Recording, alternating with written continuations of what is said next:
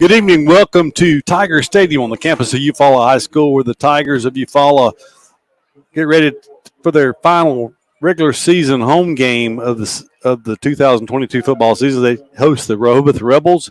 Their final Region 2 5A game. The Tigers come in with one region loss. They dropped that game, of course, last week to the Charles Henderson Trojans here at home. The Tigers look to turn things around and right the ship tonight as the Rehobeth Rebels come in. The all-time series between these two sees the Tigers leading 12-0 overall. The last time these two teams played was back in 2017. These are former region opponents. The Tigers were victorious in 17, 47-0. There's been two times in this series that the game was a 10-point game. That was back in 2013 and in 2009.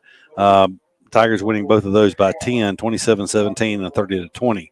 Overall, the Tigers have outscored the Rebels in this series 465-84. So Tigers, but if you look at the trends, Rehobeth comes in 2-5 on the season, but momentum is on their side as they had a big victory last week at home as they defeated Greenville by a score of 42-7. Greenville's bad season, our disappointing season, continues on as they're 1-6 on the season. Of course, Eufaula defeated Greenville by a lopsided margin as well, but that was on the road. So we are counting down to kickoff here between the Tigers and the Rebels. Of course, it was Eufaula 43-7 over Greenville at Greenville in the third week of the season. And we said Rehobeth 42-7 last week at Rehobeth. Also, the week before, I guess you'd say 2 weeks ago, Rehobeth traveled to Charles Henderson and played the Trojans over in Troy and lost that game by 12, 27-15. So if you look at comparable scores against a common opponent, the most recent common opponent, it was pretty much so a draw against Greenville, and they played Charles Henderson better than the Tigers did. We're going to step aside for the playing of our national anthem. We'll bring you some commercials, and we'll be back with more pregame commentary. You listen to Eufaula Tiger Football on the Eufaula Tiger Football broadcast. When it's football time, we at First Franklin Financial are big fans of our local teams, just like you. We've been part of the community for over 75 years, and when you need money for repairs or emergencies, we'll help you play offense. We offer fixed-rate loans up to $15,000 with easy payment plans and fast approvals. Visit 1ffc.com to find the location near you.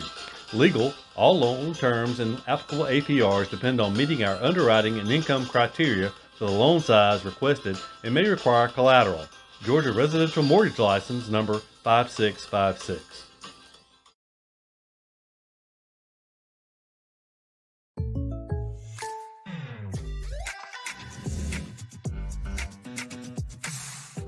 If you want the real deal, call State Farm agent Sam Wise in Eufaula today. Like a good neighbor, State Farm is... Attention contractors, is your metal roofing provider slowing you down? Apex Metal Express fills orders within a week. 40-year finish warranty, 17 different colors, and multiple truss styles. Work more and wait less. In sports, the goal is to be the best. The same is true for Alpha Insurance. We work to make every quote, claim, or call a highlight. That's why customers consistently give Alpha high marks for service. Call Alpha and let us help you save on home, car, and life insurance. In Eufaula, call Alpha agents Keith or Brooke Bryan at 334-687-8268 or stop by our office at 1326A South Eufaula Avenue. We're back at Tiger Stadium where the Tigers are counting down the kickoff between them and the Rehobeth Rebels. Looking at the Rebels as we were doing it before we went to commercial break, last 2 weeks they scored 42 points against Greenville and 15 on the road at Charles Henderson. And but to look at their overall schedule, they've scored 117 points through 7 games, so they're averaging less than 20 points per game. In the victories, their 2 wins this year. They defeated Wicksburg the first week of the year at Wicksburg, 31-12.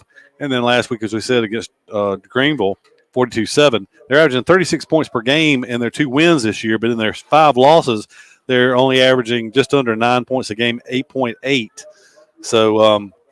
So they have struggled to put points on the board against the better opponents they played this year. They are giving up in their 7 games this year. They're giving up just shy of 22 points per game. That's very comparable to the Tigers.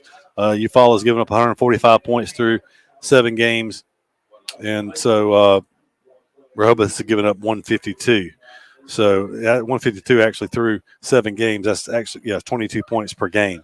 So defensively, these teams are similar, but you have to look also at the strength of schedule. Eufaula with 3 6A opponents out of region.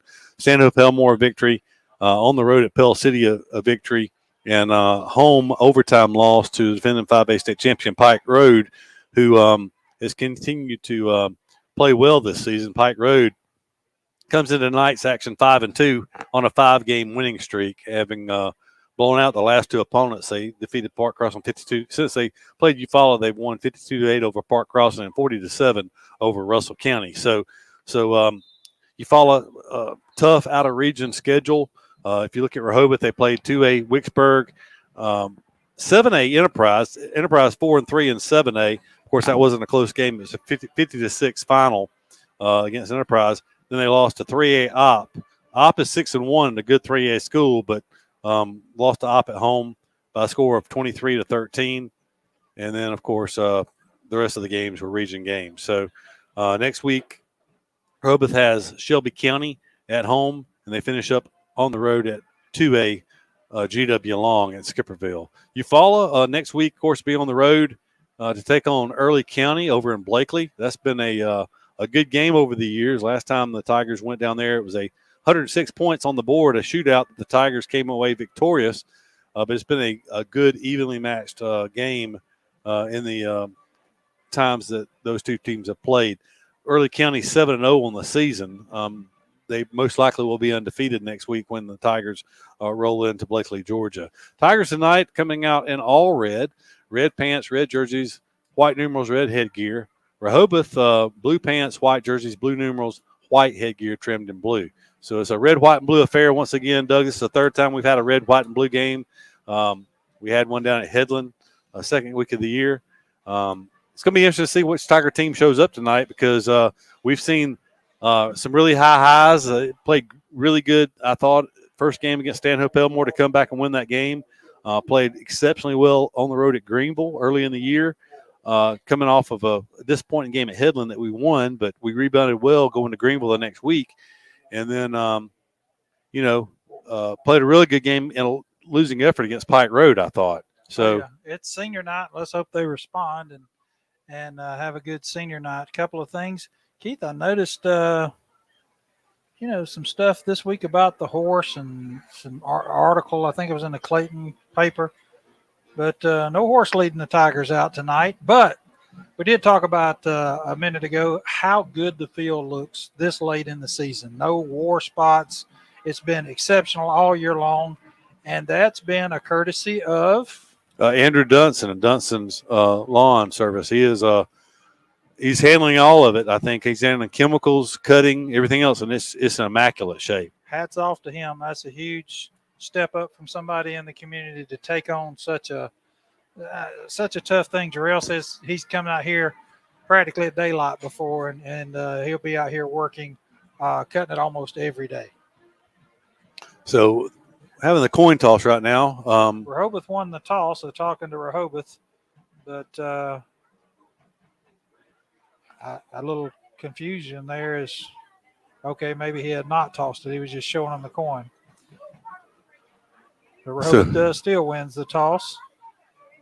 And we'll see. Rehobeth is a lot better squad than what they've been in the past. Looks like Eufaula gets to choose the end. So apparently Rehobeth will receive, and that is what it is. Eufaula will be going right to left as we view the field. The last 3 years, of course, you talked about it. Rehoboth has never defeated the Tigers. A couple of times it's been a 10-point game, but the last 3 games the Tigers have outscored the Rebels 96-7 in the last 3 games. So, but much improved offense for the Rebels. Look for a much closer game tonight. Well, if you just look at the last 2-week trend, if you don't look at the overall season, because, these aren't the same 2 teams that started the year. They have definitely improved, at least in the results on the field. Didn't see any of that Charles Henderson game, but a 12-point loss on the road at Charles Henderson. Very competitive game. and then 42-7 over Greenville. Pretty impressive. We don't know when those points were scored, but only 1 point difference in the result between Eufaula's score against Greenville and Charles and Rehobeth's score against Greenville. So obviously a confident decision on the coin toss right there, with them opting to receive the open kickoff. That I don't know what the percentages are, but I would say probably 75% of the time you defer your option to the second half. Well, this Tiger team cannot come out and do what it's done in a couple of our shaky games, and that's turn the ball over, whether it be laying it on the ground or throwing interceptions. We can't have any of that tonight.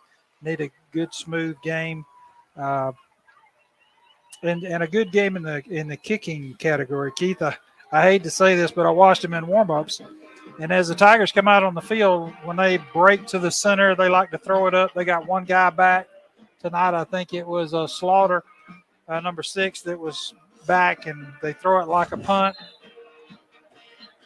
That, among a couple of others I saw in pregame, we weren't fielding the ball real well, so it'll be interesting to see if we field them tonight, which we need to do. We got to do it going into the playoffs, or if we let them hit. And I think you touched on it last night for the people that wasn't listening to the coaches show last night.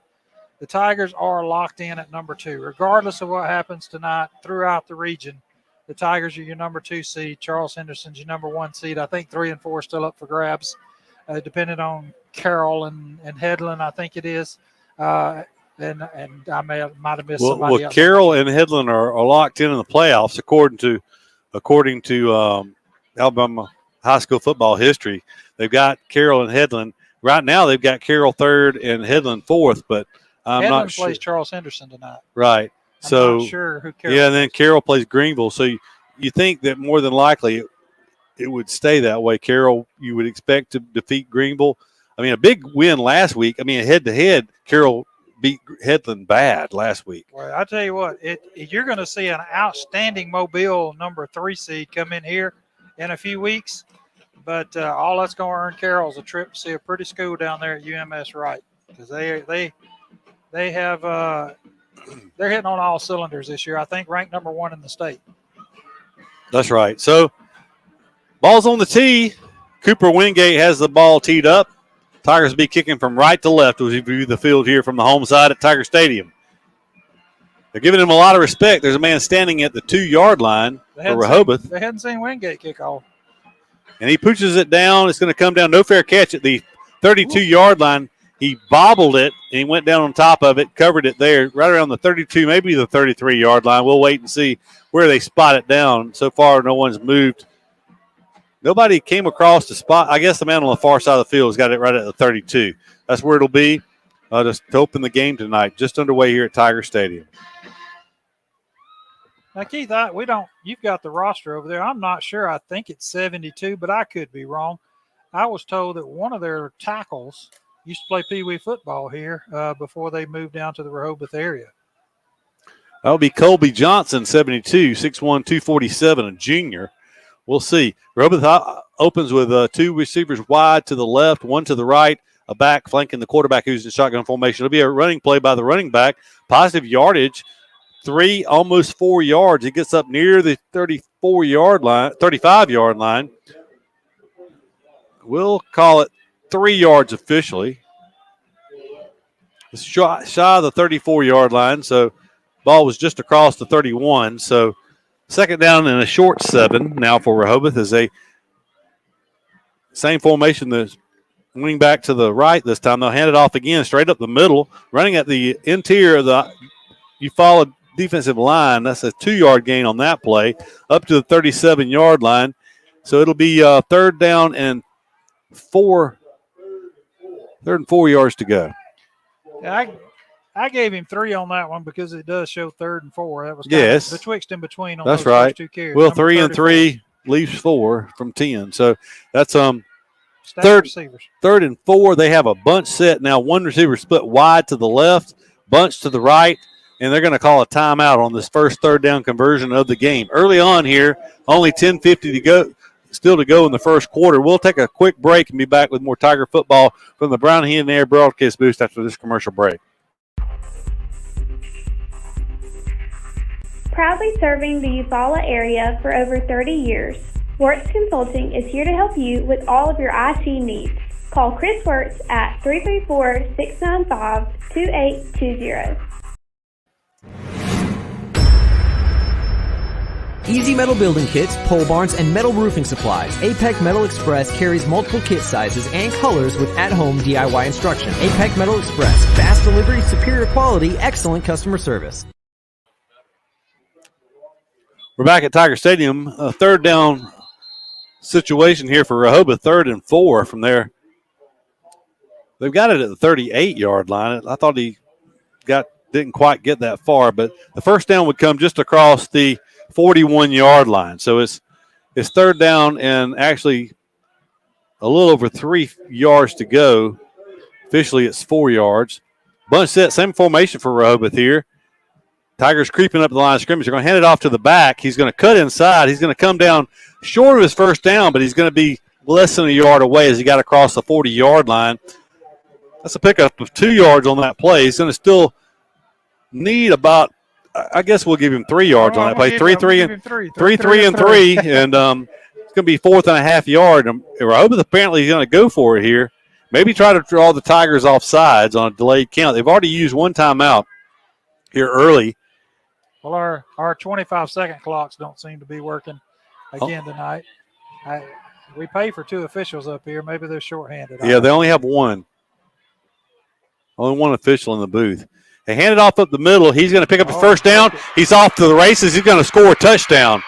4th and 1 is going to be a 59-yard touchdown run for number 34 of Rehobeth. And just like that, the Tigers have given up another big play on defense. Doug, that has been the Achilles heel. That's Braden Hardy, a 5'7", 164-pound junior running back. But that's been the Achilles heel, long chunk plays for the opposing team. And that's exactly what you didn't want if it was Eufaula Tigers. I mean, he just broke the line of scrimmage on. We had everybody up there, and nobody was back deep for some reason. Usually have somebody playing safety. But he ran the same place they've run every time, away from Yanze, and he scores on a 59-yard touchdown run. So all the yards for number 34. Not sure what his last name is. Yeah, it was Hardy. Braden Hardy. They're in the swinging gate formation. They're going to go for it. They throw it over there, and he's not going to make it. It's going to stay 6-0. But 69 yards on the opening possession, 4 plays, 2 minutes and 2 seconds off the clock. And, Doug, I don't have the research on this, and I have not personally seen every game because Rehobeth and Eufaula played 3 or 4 times during those years we didn't carry the games when you were down doing Dothan and the radio station here wasn't carrying it. Those games were there was one 14-point game. Of course, there was a 10-point game in that stretch. But the games that I have personally covered, this is the first time Rehobeth has led against Eufaula. You may be right. There was one year we were locked in and we went down there. It might have been one of the close ones. We were in a dogfight. 09, it was 27-17. You and I would have carried that game from Rehobeth, 27-17. I just don't remember us trailing in the game. And memory's not crystal clear, but if they would have kicked the extra point, that'd have matched their point total for the last 3 years. So yeah, they're off to a good start. To the 7-yard line. It's going to be Tony Coleman coming around the near end. He's got some running room. He's going to cross the 40. He's going to run out of real estate and be forced out of bounds at the 42-yard line. But a nice return by Coleman and good starting field position for Eufaula as they'll start off for their first possession, 1st and 10 from the 42-yard line of Eufaula. That was a strange return, looked like to me. Maybe because he was running right at us, or maybe because he came all the way across the field to return that. But it looked like he was almost in quicksand or something there to start with till he got to rolling, and he turned it into a good return. Pistol formation for Eufaula. Marquay Harris behind the quarterback. I'll hand it off to Harris. Red Harris with running room off left tackle. He'll pick up a quick 8 out to midfield. So a good start for the Tigers. Not quite as good as last week as Harris broke a 52-yard run on the game's first play last week. This will bring up a 2nd down and 2. Tigers quickly up to the line of scrimmage. from the left hash mark. It'll be Harris once again. He'll carry it forward for a Tiger first down. He may pick up 1 additional yard before he's driven back into Tiger territory, but he'll pick up 3 yards and it'll move the sticks. That is actually the first down of tonight's game as Rehobeth scored on 4th down. Rehobeth definitely watched the Charles Henderson as they're shifting right before the snap of the ball, same way Charles Henderson did. So, hey, it worked for Charles Henderson. Why not try it? Cotton looking to throw for the first time tonight. He throws a pass downfield. He has a man there. Slaughter, and right through his arms. A perfect pass that time from Cotton down inside right around the 10-yard line. He dropped it. It was double coverage, but he dropped it right over the defenders into Slaughter's hands. And from our vantage point, it looked like it hit him perfectly on stride, and it was incomplete. So to bring up a 2nd down and 10. Tough as week as he had last week, Tom Brady couldn't have made a better pass than that one. No, that was perfect. Thought it had overthrown to begin with, but it was perfectly on stride. 2nd and 10. Rehobeth shifts it before the snap. Some confusion in the backfield. Cotton's going to pull it down and make a very positive play out of it as he scoots out of bounds about the 40, just inside the 42-yard line of Rehobeth. That'll bring up a 3rd down and about 4 yards to go as a first down, actually 5 yards to go. I thought he had more than that on that run, but 5 yards on that. It'll be 3rd and 5 from the 42 of Rehobeth. First down would come at the 37. Quickly, the Tigers up from the left hash mark, 2 receivers to either side. Slaughter in motion across the formation to the right. So he actually sets 3 receivers to the right. Going to throw a quick pass to Slaughter, and he's going to pick up a first down. He picks up 12 yards and a Tiger first down.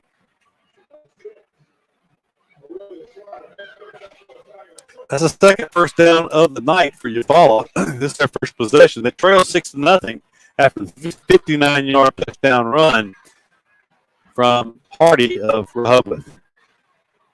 Q shifts over to the left. They'll hand it to Harris. Markway. Tough running this time. Took not much room. He picks up 1 yard off right tackle. It'll be 2nd down and 9. I don't want to jinx us, Keith, but last week and a couple of times this year, it seems we get around that 30-yard line and we hit an invisible wall. I guess it's a rebel wall tonight, but it seems we just seem to fumble or relax a little bit. Can't seem to punch it in. Tigers really need to punch this one in. From the right hash mark, there's 3 receivers to the wide side left. Low snap. Cotton gathers it in. Looking to throw. He is going to push now. He has nobody to the right side. He's just going to throw it away. There was not one receiver to the right side. If you're going to flush the pocket, you think you would run toward the side you have receivers, but he had nothing to do other than just throw that ball away, and that's going to bring up a 3rd and 9. First 3rd and long for the Tigers after that a 1 yard play and then just not an effective pass play there. So a tight formation. I don't know what's the officials blew their whistle. There's something they're trying to communicate from the sideline of the line judge on the far side, but Tigers in a tight formation, a bunch set this time. They have 2 receivers bunched in tight to the left. That would be Anderson and Slaughter, Pugh and Mitchell. They had marked the ball in the wrong spot. The down marker was correct over there, and they had it marked about the 28, and it should be, or maybe the 27 instead of the 28. It's a new formation for the Tigers. They're in a pistol formation, but tight. The receiver's tight. And a lot of pressure this time is good throw from Cotton and a good catch from Mitchell. It's going to be short of the first down, but it's 8 yards on the play, and it's going to be 4th and 1. Certainly a situation where the Tigers would feel good about going for it here. A 4th and a good yard, maybe a yard and a half. They're going to bring the G line in. I don't know how I feel about that formation. I was vocal about it over the last 4 years, Doug, and I know we throw out of it sometimes, but. Well, we needed it in 6A because we were outsized every week. Doesn't appear that Rehobeth's going to walk down and tighten up their defense. So we were headed off inside. This time it's a different wrinkle on that formation. Good to go against tendencies. That time they handed it off to Jaquavius Moss. That's one of the few carries he's had on the season. He was at wingback, kind of ran an inside counter play with him coming back to the left. He lined up on the right side. He picked up 6 yards and a Tiger first down. Good conversion for the Tigers, converting 3rd and 9. on the first down play, a handoff to Harris, sweeping the right side. And the first flag, Doug, I tell you what, I don't know why. In my mind just then, I thought, we haven't seen a flag yet tonight. And there was the first one. There's going to be a hold around the end on the Tigers. It had to be an interior because Patrick Screws was on the right, and he actually pancaked his guy to the ground, didn't even use his hands. Parker, the guard, Parker Simmons, was actually pulling and had not got around there to block anybody yet. So if it was holding, it had to have been interior back. And it came out. It's going to be 1st and 20 now. It came out pretty quick as well. So 1st and 20 after the 10-yard step off. Harris is still the single back in the backfield with Cotton looking to throw this time. He's going to throw a go route in the end zone to Anderson. Anderson caught it for a touchdown.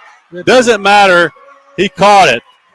So a 26-yard touchdown pass. We'll wait on the flag, but it should be defensive pass interference. Was that Anderson? That was Anderson. Really good concentration and hands from Anderson on that reception.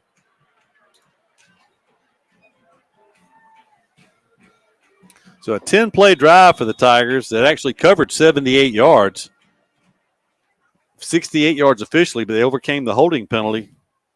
And now Wingate in to attempt this point after touchdown.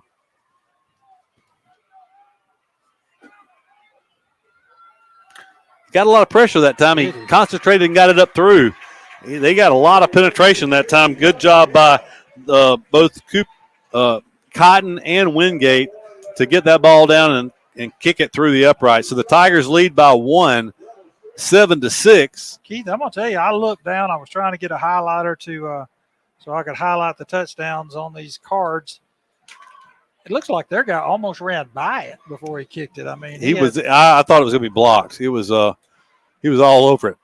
So a 10-play, 78-yard drive that took 2 minutes and 46 seconds off the clock, culminated with a 26-yard touchdown pass from Copeland Cotton to Browning Anderson. Once again, Browning Anderson with great concentration. The pass right there on the money by Cotton, but Anderson, great concentration being interfered with to bring that one in. So the Tigers answer the Rebels with a nice 10-play drive to take the lead here, 7-6.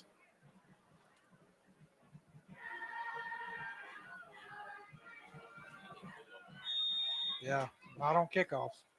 Wingate gets ready. Wingate will pooch it up again. Fair catch this time at the 30-yard line. Same player that did not fair catch last time. This time he waves fair catch and brings it in successfully. So that's where the Rebels will take over for their second possession tonight. Tucker Albertson, this is the linebacker, a sophomore, catching that for them. They're actually going to put it at the 31-yard line, exactly the same starting field position as last time for Rehobeth. You got a little break there, about a yard, but that's all right. Keith, they came out, they went Hardy 3 yards, 3 yards, 3 yards, and then Hardy broke it for the touchdown. Did you see him faking it to Hardy and throw it deep? They were throwing the ball quite a bit in the pregame warm-ups. We'll see. Quarterback's got a decent arm. They hand it to Hardy, though, and he's going to dip inside, and he's going to pick up about 4 yards this time. They give him the 35-yard line, so 4 yards this time for him. Hardy already with a pretty nice night. He has 73 yards unofficially already on 5 carries. That one was right at Yanze. Yanze playing in a down position tonight. Look for maybe them to change up something. He's been playing on the left side for the Tigers almost every time. He started right. He's going to go back and line up on the left side, the short side. I formation under center for the first time tonight for Rehobeth. They will hand it on a straight isolation, a power play off the left side, and he takes it ahead for a good gain. We'll give him 3 yards. He's just shy of the 40-yard line, but a pretty good push by the offensive line of Rehobeth that time. It'll bring up a 3rd down and 2. They're whooping our butts up front on that defensive line right now. Their offensive line is just pushing us back 3-4 yards every time.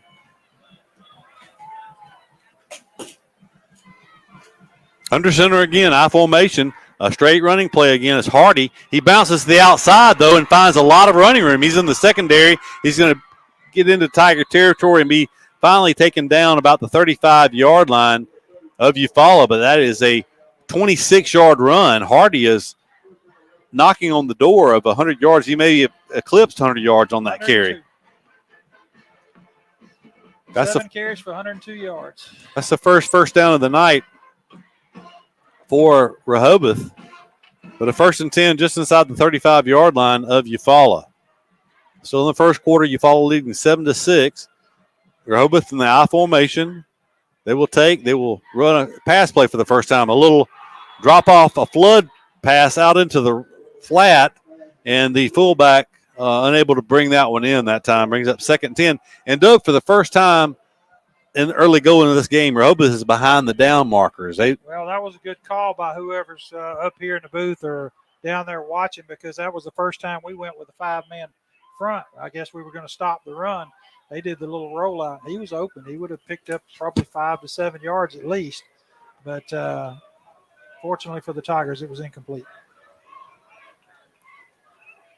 So 2nd and 10 now for Rehobeth. New formation as they run the Wildcat this time. They snap it to the back in the backfield, number 2, who lowers his head and goes forward for 4 yards to the 30-yard line. That'll bring up 3rd down and 6 after the 4-yard gain.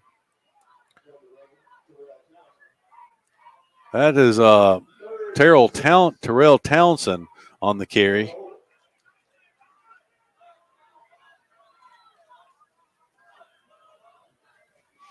So 3rd down 6, they're going to snap it to the back. This time Hardy, he's going to be short of his first down by about 3 yards.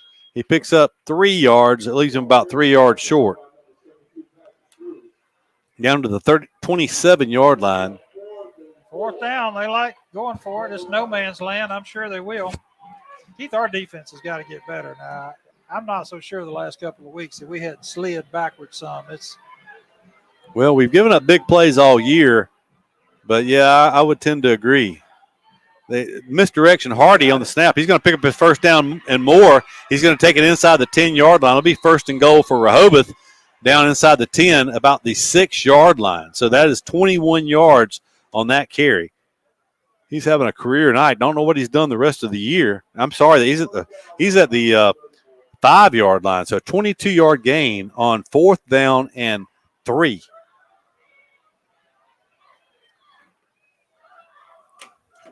Big chunks of yardage, already 3 chunk plays for Hardy of Rehobeth. A misdirection play here. They ran like the Bumble-Rooski, I guess, on that because they deception in the backfield. I never saw the ball. Actually, he picked up a yard on that play. Number 19 was the ball carrier, or the one that came out with the ball anyway.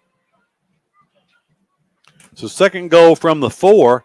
And I don't know how they're sealing the edge so good, but we've seen Hardy get around the end a couple of times for big runs. A 26-yard run and a 22-yard run on this possession alone. They're still in the Wildcat. They'll snap it to Hardy, looking to sweep the left side. This time Eufaula is there, and they're going to bring him down for no gain. No gain on the play. Though that's the first time tonight we have stopped him for no gain on a carry. We've yet to have a tackle for loss. He still got a pretty good average. That was his 10th carry in the first quarter here tonight for 127 yards. 3rd and goal. 2:57 to go in the first quarter. Tigers lead 7-6, but the Rebels are threatening. This time it goes to Townsend. He has brought Janze from his defensive end position. He got in there, and I said no tackles for loss. Wow, we have a tackle. Him at the 7. They're going to spot him at the 5. Wow. It's still a loss of a yard on that play. It'll be 3rd and goal from the 5. I agree. It's actually just outside the 5. I'm sorry, it's 4th and goal. 4th and goal from just outside the 5-yard line. The pass play was open earlier, Doug. It'll be interesting to see what Rehobeth opts to do here. Their regular quarterback is not in the game. Townsend is in there. He's listed as a wide receiver. He'll get the ball. They're going to run a reverse, and they caught the Tigers kind of napping there. And did he get in? They did. So. He did. They said he did. Tigers, that was a misdirection play, and on 4th and just over 5, they looked like they were going to run the Wildcat to the right, and they, the official that was over there, it was a bang-bang play right at the pylon. If we were playing a college game on Saturday or an NFL game on Sunday, we'd definitely review that. But we could not tell. It was all the way across the field from us. But Rehobeth has gone back out in front of this one by a score of 12-7 with 2:03 to go here in the first quarter. Was that 19? I think it was 13. 13? That's what it looked like to me, but heck, that happened so fast. It may have been. Call it 19. Well, two against one, call it 19. Kicks up, and the kick is good. So 13-7. Rehobeth leads in this one. Another 69-yard drive. Well, they've scored more points than they've scored. That's 11. Long time. That was 11-play drive that covered 69 yards and took 4 minutes and 58 seconds off the clock.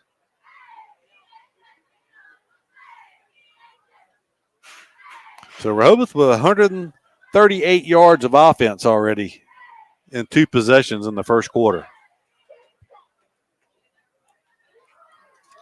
There's nothing that'll make a game longer when somebody just lines it up and runs it right down your throat and you're not stopping it. And well, when we've got size, as much size as they have, and we've got a Division I defensive player. We need to make some adjustments somewhere because we got the folks to stop it. We're just well. The thing that concerns you a little bit, Doug, is Pike Road just ran it straight at us. They had 300-pound guys across the offensive line and a Division I running back. He had a 64-yard run in that game and only finished with 110 yards. Coleman's going to field it at the 3-yard line. He's going to bring it back across the field. He's in a lot of trouble. He's trying to outrun everyone. He's at the 10-yard line. He does get across the 10, but he's going to be tackled at the 14-yard line. It's not a secret that he does that every time. They kick to the left. He runs it all the way back to our sideline every single week. And he ran 60 yards that time, but he only ran 5 yards forward. And if he would have let it go, it would have went out of bounds. I know. So I'm not a fan of bringing it all the way across the field for a return. Sometimes you just got to go the straightest distance between 2 points is a straight line. Cotton throws a wide receiver screen. Anderson up the sidelines across the 20. He's going to pick up the better part of 10 yards. We'll wait and see where they spot him out. But just a big cushion there. It looks like it is a 10-yard gain and a Tiger first down. Well, they're going to spot him, looks like just short. So, no, now they're going to move the chains. So it is a 10-yard gain. It'll be 1st and 10. Eufaula from just shy of the 25-yard line. I'm going to need another eraser if I keep. Cotton takes a snap. He hands it to Harris. Harris breaks the initial line of scrimmage and takes it ahead for 5 yards. Good running by Harris that time as he was stopped at the line of scrimmage. Was able to break it out and pick up, maybe 6 yards. Actually, they did mark it. That was actually a good spot on that one for Eufaula. 6-yard gain. Cotton to Harris again. Harris lowers his head, hits a wall there, but he does go forward for 2 yards on that play. Under a minute to go in the first quarter of play. Tigers looking at another 3rd down. 48 seconds. They're running a 4-man front, but that time Harris ran smack dab into three people. One of them was probably a linebacker, but big 3rd down here for the Tigers. 3rd and long 2 from the 32-yard line. The first down would come just across the 34. Blitz. They're going to look to throw a screen, and he threw it straight to the Rehobeth player, number 60. And it's going to be a punting situation. The only person we had there was a lineman. Last week he hit lineman in the back for us. I mean, I don't even know who was supposed to be the receiver in the area that time, but it'll bring up the first punt. So the Tigers are going to punt, trailing by 6 in this game.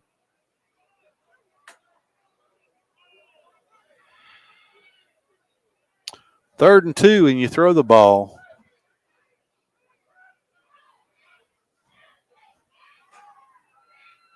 So giving a lot of respect to Anderson as the receiver for Rehobeth stands 38 yards deep. You got 10 men on the line. Oh, my goodness. Punt goes straight up in the air. It's going to hit. It is going to take a Eufaula bounce, but it's not going to – it's going to end up being a 13-yard punt. Got a lot of pressure. It was a slow snap coming back, and I think he just rushed it and kicked it straight up in the air. The ball only flew about 5 yards past the line of scrimmage and then rolled. So Rehobeth with a 6-point lead and good starting field position, and the Tigers still haven't solved this offense for Rehobeth, this just straight run offense. 9 seconds to go here in the first quarter of play.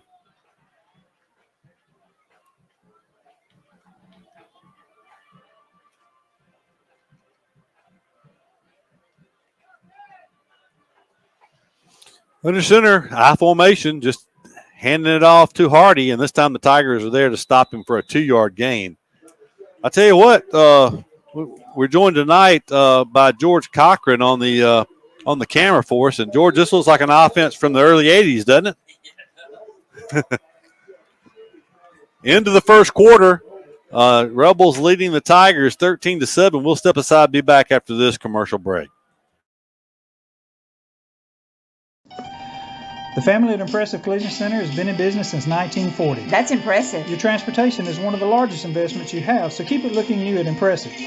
From a major crash to a small dent, Impressive can help. Now impressive. They work closely with all insurance companies and give you a great price on your minor mishaps. Wow, impressive. And don't forget to check out all the accessories from install winches, brush guards, and bed covers. Impressive. Give them a call. Impressive Collision Center, 317 South Eufaula Avenue, 334-687-4400. Precision Body Works is a state-of-the-art collision facility dedicated to providing customers with outstanding service and a quality repair experience. We have been serving Eufaula and the surrounding areas for over 20 years and have earned a reputation as being a premier collision repair center. Precision Body Works uses environmentally friendly PPG water-based paint and also offers 24-hour record service as well as top-of-the-line accessories from such brands as Cam Locker, Ranch Hand, Retrax, Weston, and WeatherTech.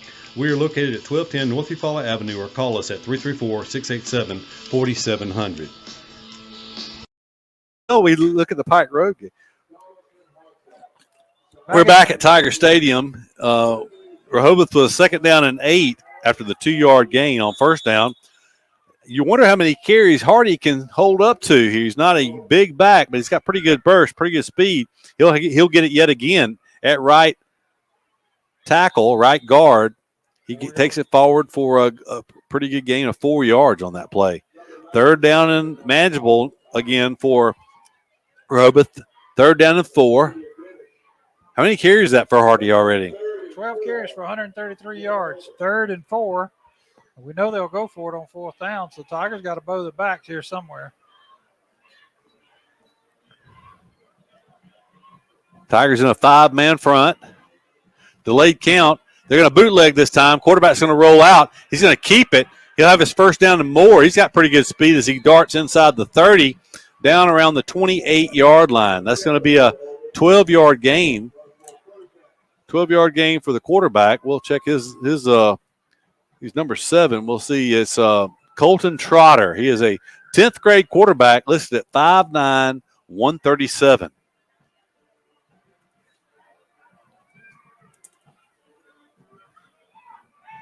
Trotter going under center with an I formation behind him. 1st and 10 from the 28 of Eufaula.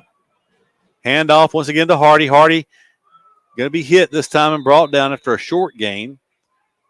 1, maybe 2 yards. We'll wait and see where they spot it down. They're going to spot it down at the 27, so a 1-yard gain on that play.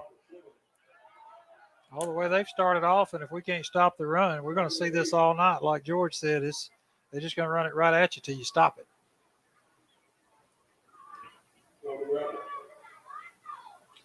Looks like they may be going Wildcat this time, Keith. Did they not bring in? Yeah, they did. It's going to be Townsend, the wide receiver, line up beside the Hardy in the backfield. They have 2 blocking backs, a fullback and another player close to the line of scrimmage. It's going to be Townsend looking to throw this time. Going to throw it. It's going to be intercepted. Intercepted by the Tigers. Good job on the defense that time by Jaquavius Moss, who slipped out. He was ready for that play. He intercepted the 24-yard line. That's a big turnover. First break of the game going to the Tigers on that interception. Good way to start the second quarter now. We just need to move it down the field, put some points on the board. So 18 yards on that possession for Rehobeth that began in Tiger territory. That's a big turnover. 10:24 on the clock here in the second quarter. As Eufaula comes out in the shotgun once again, pistol formation. They'll toss it forward. It's going to be the jet sweep to Slaughter. Slaughter around the corner on a great block. They're going to throw a flag. I don't know why. I know they better not call it on Slaughter because there was an official right in front of it that didn't call it. That was just a pancake block. Yeah, that was Pugh, I think, that came in on that, or either Harris. Where he threw it up at the 40, I know there were several Rehobeth Rebels. There may very well have been some Tigers, too. They're saying holding. Well, we didn't even get that far, so it was unnecessary. You'll get first down over again, but it's going to be first and 4. Yeah. So do you give him a 6-yard? I guess we will.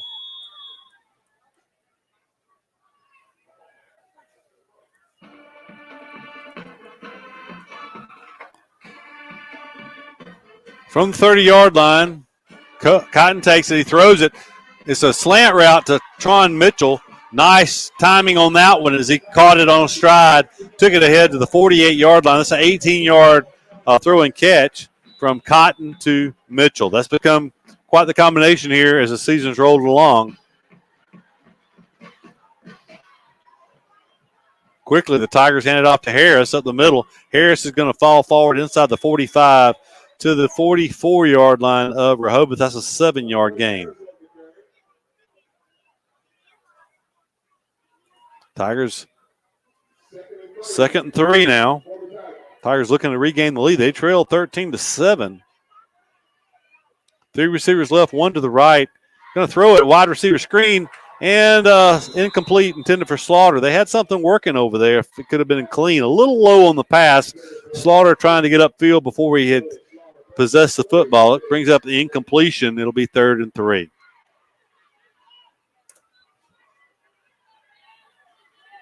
$9:23 to go in the second quarter. If you just joined us, Rehobeth leads 13-7 over the Tigers. Bunch tight formation. The Tigers, the second time they've run this formation tonight. They hand it off to Harris up the middle. Harris is going to go forward. He's going to be just short. He may have his first down. It depends on the spot. Looks like he's going to be just short of his first down. They're saying 4th down. It's going to be 4th in inches more than likely. I think they need to measure the ball. They need to measure. They need to, if they can call for the measurement, they need to call for a measurement here because it looks like first down from it's right in front of me. Well, the back white stripe of the ball is touching the yard markers. I look across the way. The chain only comes about 3 inches past the 41-yard line, Keith, towards the official. So this should be a first down by at least the last stripe of the football. If not, somewhere between there and half the distance of the football. And we know our lines are straight here. It's not like Wilcox County.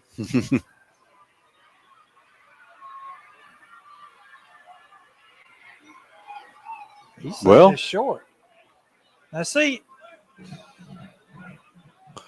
You know, I think it all. Where that first down marker was over on the far side, the marker was just inside the 41. The ball is inside the 41 here. So I don't know how. But I'm going to tell you what, Doug. There's some play in it. I guess it all depends. The line on the field is probably 6 to 8 inches wide. I think it all depends look on at where the marker is over there. I see that, but no way that's not a first down when you look at it that way. It all depends on where he spots it down on that line. You're right. Did we move? No, they moved. They jumped across right over the ball at the center. Yeah, they will call the first penalty of the night against Rehobeth, and it'll be a first down for the Tigers, so they went on the delayed count.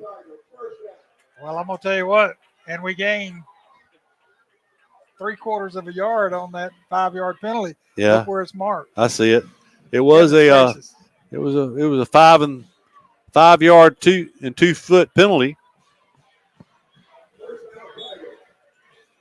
First and 10 from the 35-yard line. Slaughter in motion. It's going to be the jet sweep to the left. Slaughter breaks a tackle, doesn't break the second. He's brought down for no gain on the play. He tossed it to him. He tossed it to him. It was a pass for 0 yards, but the Coach Jernigan 2 or 3 weeks back was concerned and talking about the fact that the Tigers need to learn how to get around the end without running the jet sweep. Everyone is pretty wise to that play now. It worked very well early in the year. Their safety came flying up like we've seen a couple of weeks now. So if the Tigers would do the same thing that was done to us last week on a tall, sweet pass, it'd be wide open.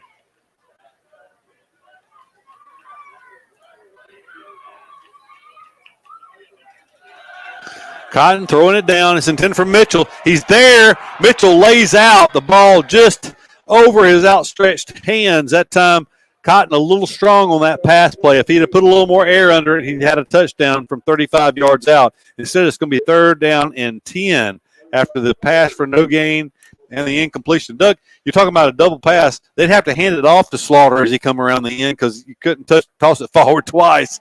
Well, we're not talking about but a foot difference. Yeah, I know. That's a foot pass every time I know. we do that. But 3rd and 10 from the 35 of Rehobeth. Possession play here for Eufaula. And Rehobeth, eager, jumps off sides. 3 of them. Let's check this. Let's check some sizes for Rehobeth. 70, 60, and 89. Let's see what we've got on their size. They don't look like they're that big. 5'8", 195 for number 60. 5'9", 189. And 5'11", 156. So, yeah, not much size on the front for Rehobeth, but they've done a good job so far against Eufaula. And they jumped again. So, good delayed count for Eufaula. They pick up a first down on 2 penalties. You know, Doug, it's interesting. It was a smallish defensive line last week for Charles Henderson that gave Eufaula trouble. And Rehobeth has done a decent job tonight against Eufaula with an undersized defensive line. 4-man front, yep.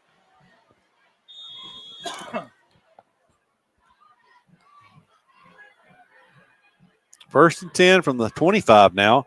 Harris turns it upfield.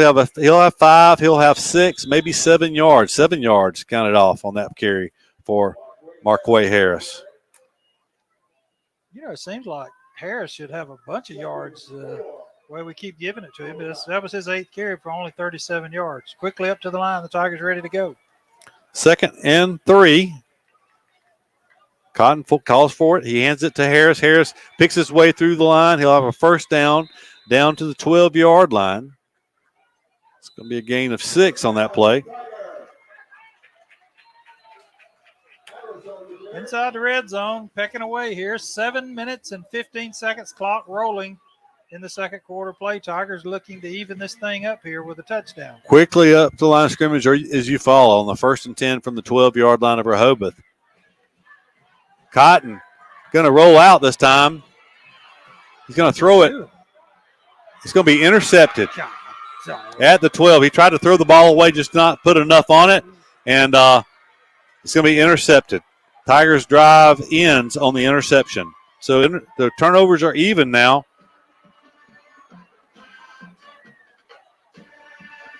That comes with 6:54 to go here in the second quarter of play. Tigers have moved from the 24-yard line all the way down to the 12-yard line. Over Rehobeth had it first down from the 12. On first down, they threw the interception. 10-play drive. That's no points for Eufaula. 64 yards on that drive. Rehobeth out with the first down. Wildcat Townsend. He's going to take it forward for a yard, maybe 2. We'll give him 2 yards on that play.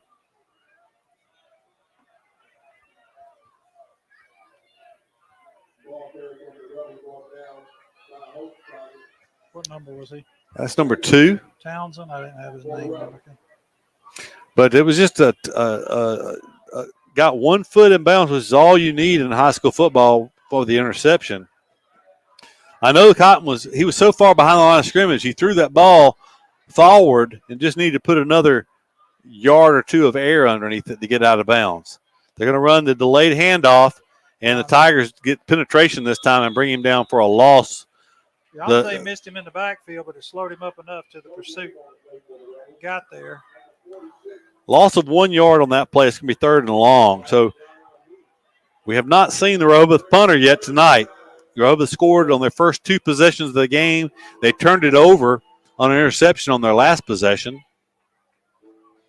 Eufaula going to make some substitutions. They bring out 2 of the offensive linemen that were playing on defense. That's Patrick Screws and Parker Simmons, and bring in a couple of linebackers.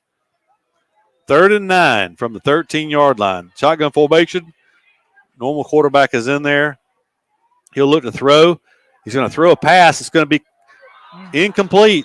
He went up to try to catch it. It was Townsend, number 2, unable to bring it in. It's going to be a punting situation for the first time tonight for Rehobeth. That'll stop the clock with 5:25 to go in the second quarter, with Rehobeth leading this game 13-7. Only a minute 29 seconds off the clock on that Rehobeth possession. And the first 3 and out of the night. Anderson back. He did catch some punts last week. We'll see if the Tigers feel this one. Did not really watch him in warm-ups. We were doing other stuff, so I'm not sure as they run somebody on late. Have no idea how much time's on the play clock. They're not working. They're being kept on the field. He's staring at his watch out there at midfield, though. In the end zone stands the Rehobeth punter about 1 yard deep, waiting on the snap. It's a good snap, chest high. He'll punt it away. It's a good spiral. It won't turn over, but it'll be fielded by Anderson. He fumbles it. He muffed the punt at the 44-yard line. It looks like Rehobeth recovered it. I guess we're just not. No, maybe not. Anderson. No, Rehobeth did recover the ball.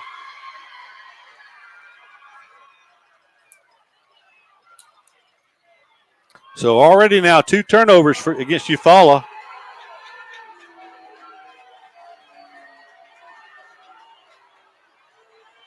They're saying Eufaula ball. Rehobeth ball. I guess they were discussing it for a minute. I looked down. I didn't know what all the hollering was about, but it's going to be Rehobeth's ball.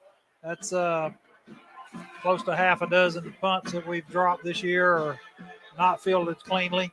It's going to be all the way out to the 44-yard line to give Rehobeth a fresh set of downs.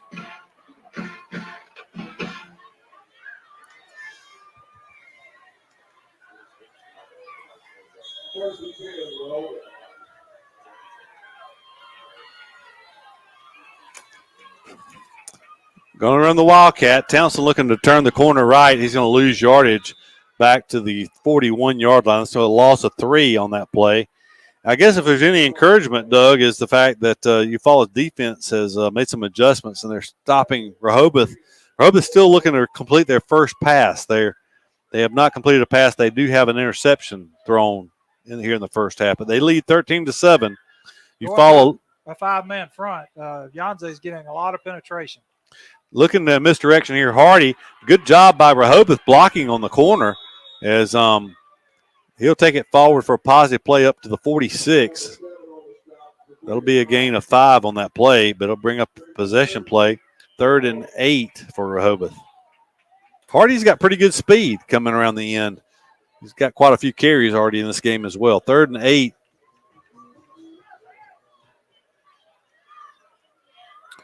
Tight formation, Wildcat, Hardy and Townsend in the backfield for Rehobeth. 2 blocking backs. They'll send a man in motion. It'll be a reverse this time. They hand it off to 19. That's a play they scored a touchdown on. Tigers were wise to it that time. They bring it down for a 2-yard gain. It was 19 on the carry for Rehobeth. It'll be 4th and 6. Rehobeth looking like they're going to leave the offense on the field here. They are playing with house money since the Tigers muffed the punt there. I hate to tell them, but the odds are probably better for them to punt to us than to go for it on 4th and about 7, I guess. I don't know. We probably won't field another punt tonight.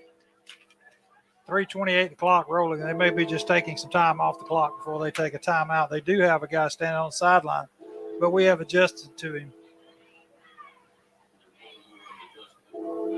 Yeah, I think they might have. George caught that too. They had a guy over there. I think they were trying to get away with one there. Somebody standing on the sideline. A great job by the Tigers, number Tony Coleman, 10. number 10. Yeah, just to it. You know, I saw something on Facebook this week where the team was faking a guy going off the field like he was hurt, and then just before he got to the sidelines, he stopped, got set, and then they ran a man in, looked like he was from him. They started with 10 men on the field. It went for a touchdown. Rehobeth looking to do something like that there. And 4th down 6, Rehobeth still looks like they have the offense on the field. Keith, let's take a quick timeout. We'll be back after this commercial break. Hey Tiger fans, this is Lauren Streeter with Wiregrass Realty, and I'm here to tackle all your real estate needs. Let's team up and make a touchdown on your new home. Give me a call today, 334-614-7409. Go Tigers! Back at Tiger Stadium, 4th and 6. And Rehobeth will punt, it appears. Oh, Anderson is back. Fake, maybe. It's a pretty good punt last time for Rehobeth. Good snap again. Punt is away. This time it's going to be a wobbly punt over to the right side. Takes a big Rehobeth bounce inside the 20. It'll roll dead about the 14-yard line of Eufaula. So the starting field position, 40 yards further back for Eufaula after the 2 punts. Basically, Rehobeth got 2 punts out of that. So, Keith, I saw something. We were talking about seeing something this week real quick. I saw a game end, and Cottonwood did it years and years ago. A team scored very late, got 2 unsportsmanlike penalties, and you get a free kick, what's called a free kick in high school. They lined up like a kickoff, and it's a free kick, and if you make the field goal, you win. It was an Iowa or somewhere. Young man kicked off, kicked it through the uprights, and they won. One of those plays you don't see very often. Tigers try to draw them off sides on first down, but Rehobeth does not jump. spread formation for Eufaula. 3 wide receivers right. Cotton. What oh, my goodness. World? He went to throw the ball, and it went backwards for a fumble. 3rd turnover here in the first half. Rehobeth takes over at the 5-yard line of Eufaula. Yeah, we have just inventing ways to mess up and just drop it on the ground and give it back to them. Eufaula was down at the first and 10 from the 12-yard line of Rehobeth and muffed the punt. Well, first of all, threw the interception, then muffed the punt. Now the ball just slipped out of the quarterback's hands. They run it up the middle and into the end zone on first down. Rehobeth scores.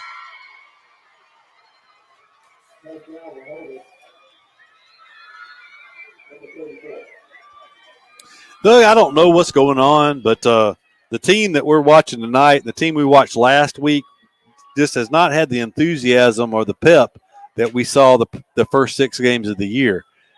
Don't know what's going on, but just look at the body language on the sidelines.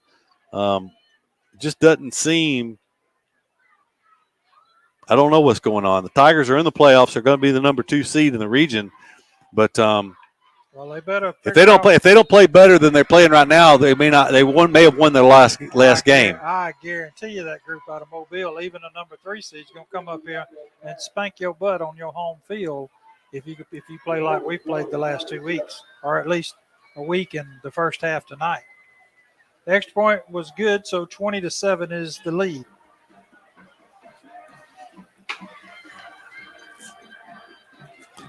Just not a lot to say here. That's positive. So Rehobeth, as Doug said, leads 20-7. We trailed 20-0 last week before the Tigers got on the board. Tigers at least have led here tonight.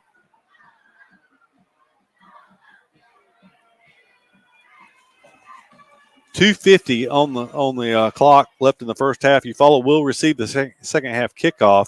But the last 2 plays for Eufaula have been turnovers. A Cotton interception at the 12-yard line, and then a Cotton fumble at the 5-yard line of Eufaula.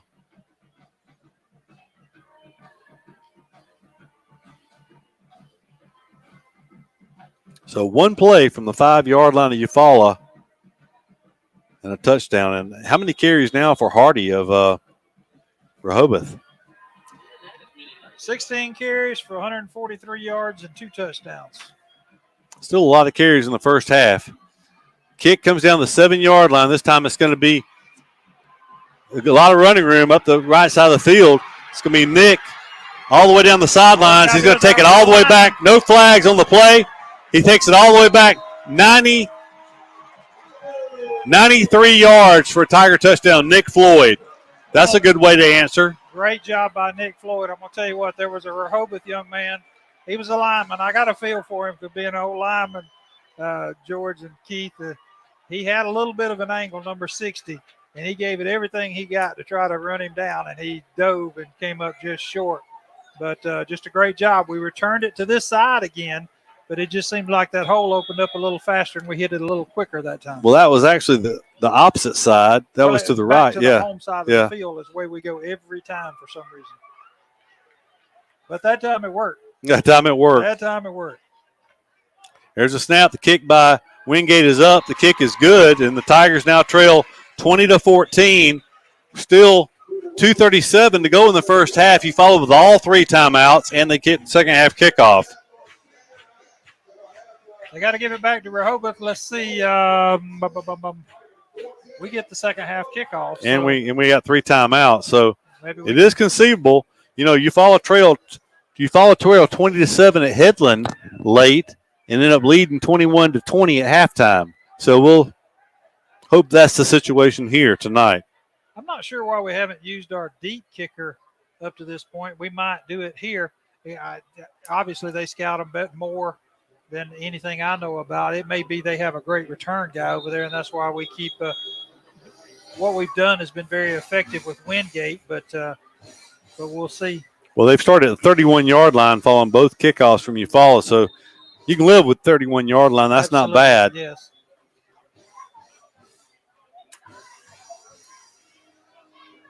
It will be Wingate once again.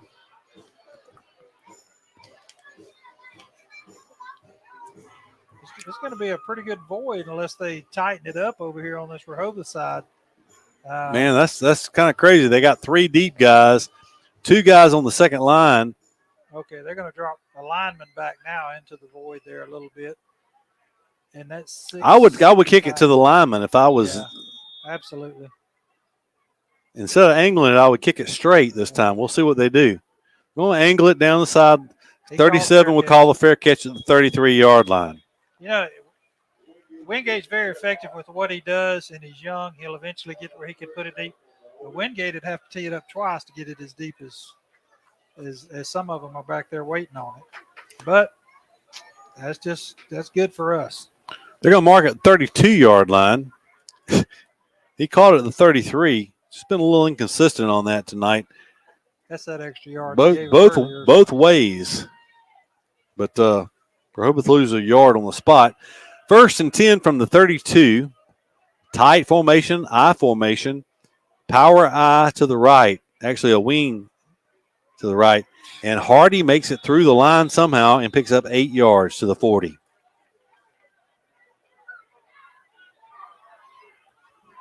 Rehobeth trying to run out the half, but they would love to score. 2:20 and counting as they're just shy of the 40-yard line on 2nd down and 3. Hand off to Hardy again. He's going to be tackled right there after he gains a yard and a half, maybe 2 yards. 2 yards. I guess it'd be a yard since we gave him 8 on the last. It'll be 3rd and 1 from the 41. They flipped Yanze over to that side that time, and that just kind of closed that whole side down. Tigers need to stop here. 3rd and 1. Get some penetration. We hadn't been in their backfield all night. 3rd and 1. They're going to toss sweep it, coming to the near side, and he's going to turn the corner and pick up a 1st down. Good thing they were going to the short side of the field. He had more running room, but he ran out of bounds at the 45. It's going to be a 4-yard gain and a 1st down. Doug, when I saw him toss the ball and go wide, I really thought that was playing into the Tigers' hands, but they were able to turn the corner and pick up the 1st down. We cannot seal the corner, and we can't. Yanze's got penetration a couple of times, but we just really have not got in their backfield to break anything up. So 1st and 10, Rehobeth from the 45-yard line. The clock is stopped with 1:38 to go here in the first half. Rehobeth down to 1 timeout. Eufaula still with the full complement of 3. Shotgun, quarterback looking to throw this time. He's going to throw it late, and it's incomplete. Coverage provided that time out there in the flat by Shamarion Smith. At least 2nd and 10. That stops the clock with 1:34.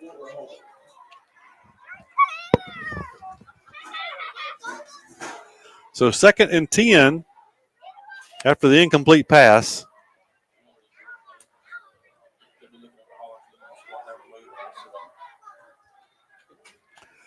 So 2nd and 10, shotgun formation for Rehobeth. 4 wide receivers in the game. They're going to drop back looking to throw. Quarterback's going to load up. It's tipped and intercepted. Good play, tipped by Jaquavius Moss, intercepted by Tony Coleman on the tip drill. A diving interception for Coleman at the 40-yard line of Eufaula. So Rehobeth still looking for their first completion. They have 2 interceptions, and the Tigers have the ball back still with 1:28 to go in the first half and 3 timeouts to go.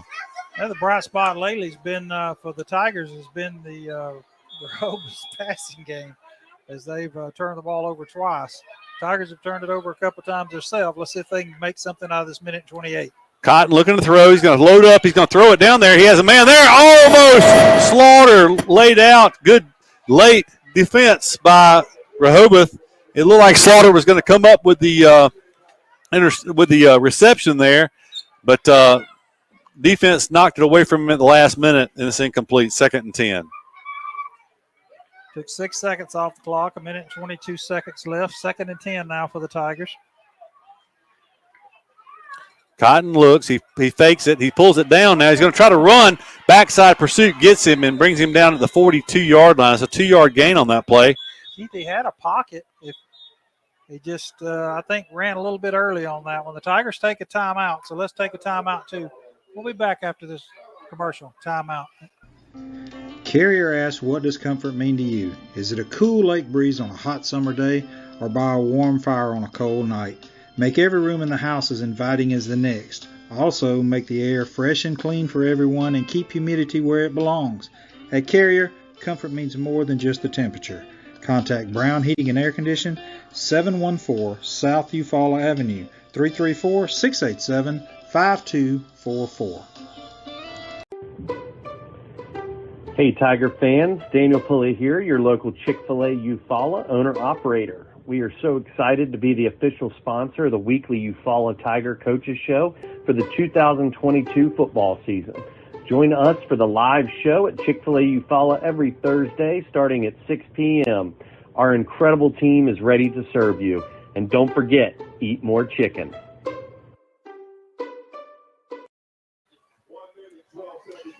Back at Tiger Stadium, 3rd down 8 for Eufaula. Clock stopped with 1:12 to go in the first half. Eufaula trailing 20-14.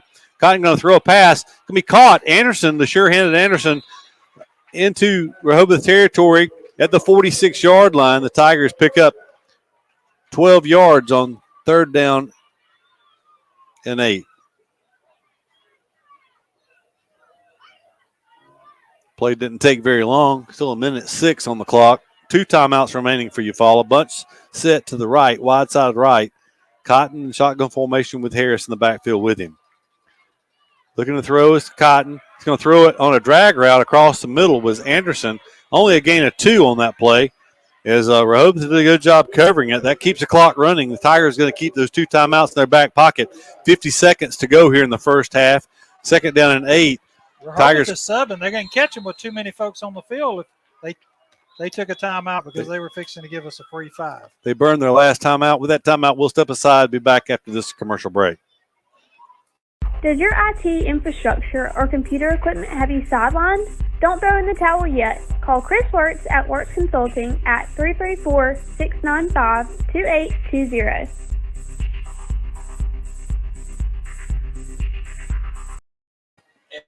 Somebody cannot come to us, we go to them. It's something that we do on a regular basis, something we don't mind doing, and we work on a contingency basis. No one has to pay us any money up front. They do not have to pay us unless we collect for them, unless we are successful in resolving their case through a settlement or through trial. They don't have to pay us any money unless we get favorable results for them. If you're hurt in a car wreck, call Penn and Seaborn. It won't cost you anything to see if we can help. No representation is made that the quality of the legal services to be performed is greater than the quality of legal services performed by other lawyers. Back at Tiger Stadium, 2nd down and 8 following the Rehobeth timeout. They're now out of timeouts. Eufaula with the ball, 45 seconds to go here in the first half, trailing 20-14. 2nd down and 8 from the 44. Cotton takes a shotgun snap, looking downfield, has 4 men in the route. He's going to flush in the pocket. He's still looking downfield. He's going to throw it late. Mitchell's there. He catches it, and it'll be complete for a Tiger first down as he goes out of bounds. He just toe-tapped on the sidelines at the 34-yard line. That pass picks up 10 yards and a Tiger first down. Keith, I'm going to tell you, I'm not so sure we didn't get away with the break there. George, you was watching, I think, the same thing I did. I think he might have stepped out of bounds about 3 yards before that. If he's not forced out of bounds, then he can't touch the – yeah. I think we got away with one. 1st and 10 from the 34. Eufaula still 2 timeouts remaining. Harris looks like Rehobeth is bringing pressure. Cotton takes a snap. He's gonna bring it down now. He's gonna throw it away.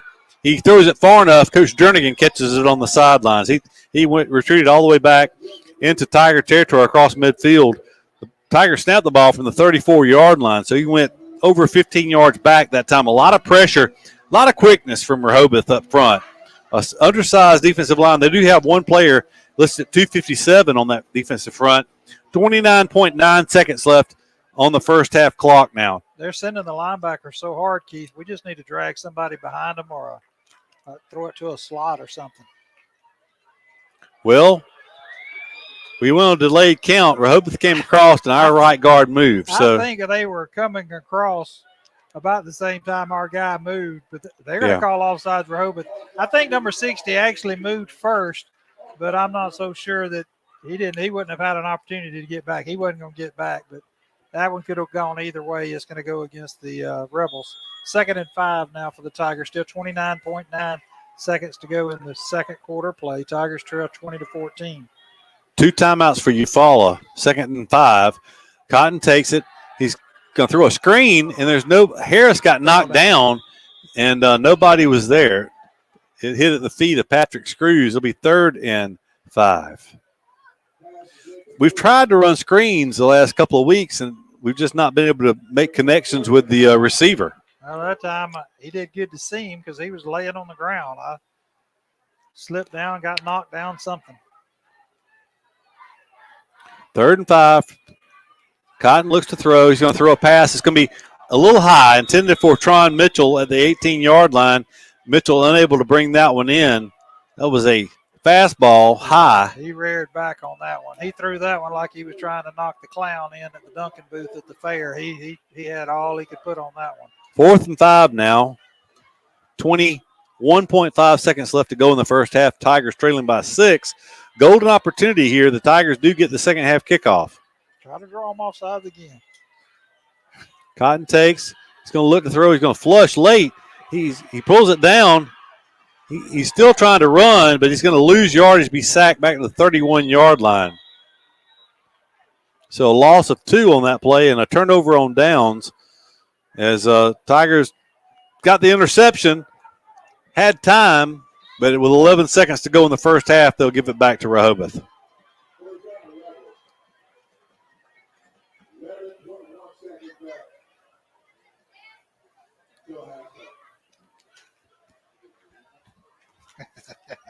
I don't know where it came from. 29 yards for Eufaula on that possession, but it ended with 3 straight incomplete passes and a loss of 2 on the sack. Rehobeth will kneel on it to end the first half, and we'll go to halftime with Rehobeth leading Eufaula by a score of 20-14. We'll step aside for a commercial break. Be back with some halftime comments and stats. You're listening to Eufaula High School Tiger football. When it's football time, we at First Franklin Financial are big fans of our local teams, just like you. We've been part of the community for over 75 years, and when you need money for repairs or emergencies, we'll help you play offense. We offer fixed-rate loans up to $15,000 with easy payment plans and fast approvals. Visit 1ffc.com to find the location near you. Legal, all loan terms and applicable APRs depend on meeting our underwriting and income criteria for the loan size requested and may require collateral. Georgia Residential Mortgage License number 5656.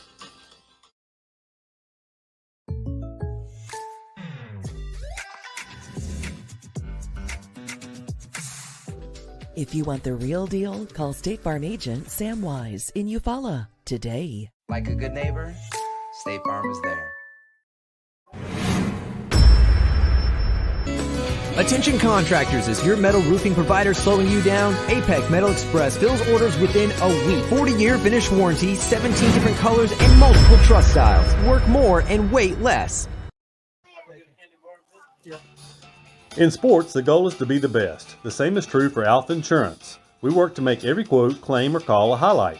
That's why customers consistently give Alpha high marks for service. Call Alpha and let us help you save on home, car, and life insurance. In Eufaula, call Alpha agents Keith or Brooke Bryan at 334-687-8268 or stop by our office at 1326A South Eufaula Avenue. With the world changing all around us, everyone needs to be covered by insurance. So give Eric Glover with the Glover Agency a call and talk with Eric about auto, home, life, or last week's football game. Whatever your insurance needs, let Eric talk to you about being covered. The Glover Agency is located at 145 East Broad Street, Eufaula, Alabama. Call 334-687-0358. Benny Whitehead Incorporated has called Eufaula home since 1965. Today, the family-owned business owns and operates 119 tractors and trailers and employs over 150 people. Benny Whitehead is nationally known as a leader in safety and keeping the air clean and fuel consumption low. Benny Whitehead Incorporated loves Eufaula and would like to wish Lakeside and Eufaula safe and successful seasons.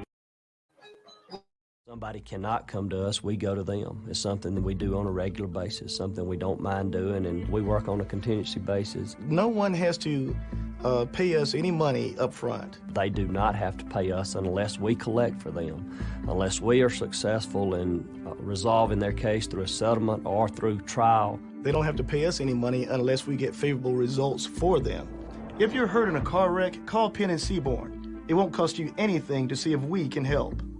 No representation is made that the quality of the legal services to be performed is greater than the quality of legal services performed by other lawyers. Carrier asks, what does comfort mean to you? Is it a cool lake breeze on a hot summer day or by a warm fire on a cold night? Make every room in the house as inviting as the next. Also, make the air fresh and clean for everyone and keep humidity where it belongs. At Carrier, comfort means more than just the temperature.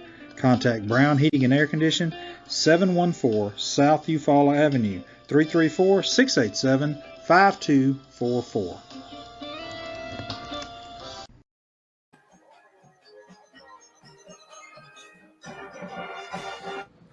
Hey Tiger fans, this is Lauren Streeter with Wiregrass Realty, and I'm here to tackle all your real estate needs. Let's team up and make a touchdown on your new home. Give me a call today, 334-614-7409. Go Tigers!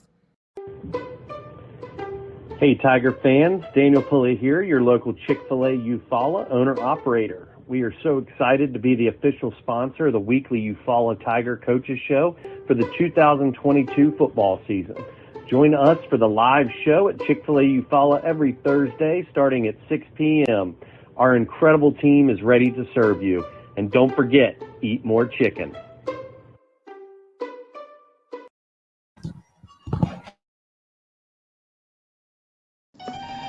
The family at Impressive Collision Center has been in business since 1940. That's impressive. Your transportation is one of the largest investments you have, so keep it looking new at Impressive. From a major crash to a small dent, Impressive can help. Now, Impressive. They work closely with all insurance companies and give you a great price on your minor mishaps. Wow, Impressive. And don't forget to check out all the accessories from install winches, brush guards, and bed covers. Impressive. Give them a call. Impressive Collision Center, 317 South Eufaula Avenue, 334-687-4400. We're back at Tiger Stadium. We're at halftime between the Rebels and the Tigers. Senior night 2022 final regular season game of the 2022 season. The Tigers 3 turnovers in the first half, resulting in the Tigers trailing the Rebels 20-14. Rehobeth won the opening toss. They elected to receive. They took over at their 31-yard line. It took them 4 plays to go 69 yards. It was a 59-yard kickoff. 59-yard touchdown run on 4th down and inches for their running back, Hardy. And only 2 minutes and 2 seconds into this game, Rehobeth took a 6-0 lead. Eufaula responded. They had a 78-yard drive of their own that took 10 plays. It was a 26-yard touchdown pass from Copeland Cotton to Browning Anderson. Great catch by Anderson in the end zone. The point after touchdown by Wingate made the score Eufaula 7, Rehobeth 6. Only 2 minutes and 46 seconds on the drive for Eufaula. 7:01 to go in the first quarter. It was 7-6 Eufaula. From there, Rehobeth took over once again at their 31-yard line. This time it was a ball possession drive, 11 plays, 69 yards for Rehobeth, 4 minutes and 58 seconds off the clock, and they went up 13-7 after the successful point after touchdown. It was a inside reverse that time to number 19 on the touchdown run on 4th down from 5 yards out. Eufaula took over at their 14-yard line on the ensuing possession, but only able to pick up 1 first down, 18 yards before punting it back to Rehobeth. Rehobeth then took over at the Eufaula 46-yard line and following a 13-yard punt, but they threw an interception. Eufaula took over then at the Eufaula 24-yard line following the Rehobeth reception, drove it all the way down to the Rehobeth 12-yard line before throwing an interception of their own on first down. Rehobeth then went 3 and out, punting the ball back to Eufaula, but Eufaula muffed that punt at the 44-yard line of Rehobeth. Rehobeth then, unable to pick up a first down, punted it back to Eufaula. Eufaula took over at their own 14-yard line following the Rehobeth punt, but on first down, Eufaula looked to put the ball in the air, and the ball, as Cotton went to throw, the ball slipped out of his hands going backwards and recovered by Rehobeth at the 5-yard line of Eufaula. From there, it only took 1 play for Rehobeth to pay it off. It was a touchdown run by Hardy, the running back for Rehobeth. And with 2 minutes and 50 seconds to go in the first half, Rehobeth led 20-7. But it didn't take long for Eufaula to match those 7 points, as on the ensuing kickoff, Nick Floyd took it back 93 yards for the Eufaula touchdown. The point after touchdown by Wingate made the score 20-14 where we stand at halftime. It looked like the Tigers might get something else going here late in the first half as they took over at their 40-yard line following the second Rehobeth interception. Eufaula moved quickly down into Rehobeth territory. Still had 2 timeouts remaining, but 3 straight incompletions and a 2-yard loss on 4th down gave the ball back to Rehobeth where they kneeled on it to run out the first half. But Eufaula, 3 turnovers in the first half, not that many penalties, so it hasn't been penalty mistakes tonight for Eufaula. It's been turnovers that have really been the difference here in the first half, limiting the Eufaula. Muff punt, a fumble, interception. Individual stats on the night, it's Rehobeth has 28 rushes for 174 yards, but in the passing department, they're 0 for 5 for no yards and 2 interceptions. 174 yards on the night on the ground, 156 of that coming from Hardy, number 34. He has 19 carries for 156 yards up to that point. Rehobeth outgaining the Tigers 174 to 155. For the Tigers, Harris is the leading carrier, 9 carries for 43 yards. On the ground tonight, the Tigers are 14 carries for only 49 yards up to this point. Through the air, they're 10 for 21 for 106 yards with 1 interception and 1 touchdown. So the stats line up with the scoreboard, Doug, is Rehobeth outgaining Eufaula, particularly on the ground. All their yards on the ground tonight as they still have not completed a pass. They'd be better off if they never put the ball in the air with 2 interceptions.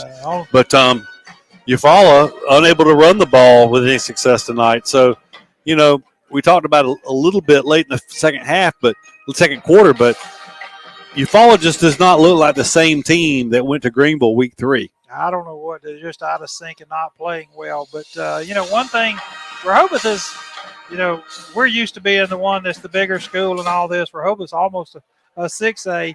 And in the past, that has been a problem for them late in the game because they, a lot of people going both ways. They would tend to tire out a little bit. Tonight, it'll be interesting to see. They do have some folks, looks like, going both ways. On a number 60, I've seen him out there on both sides of the ball with a couple of other folks.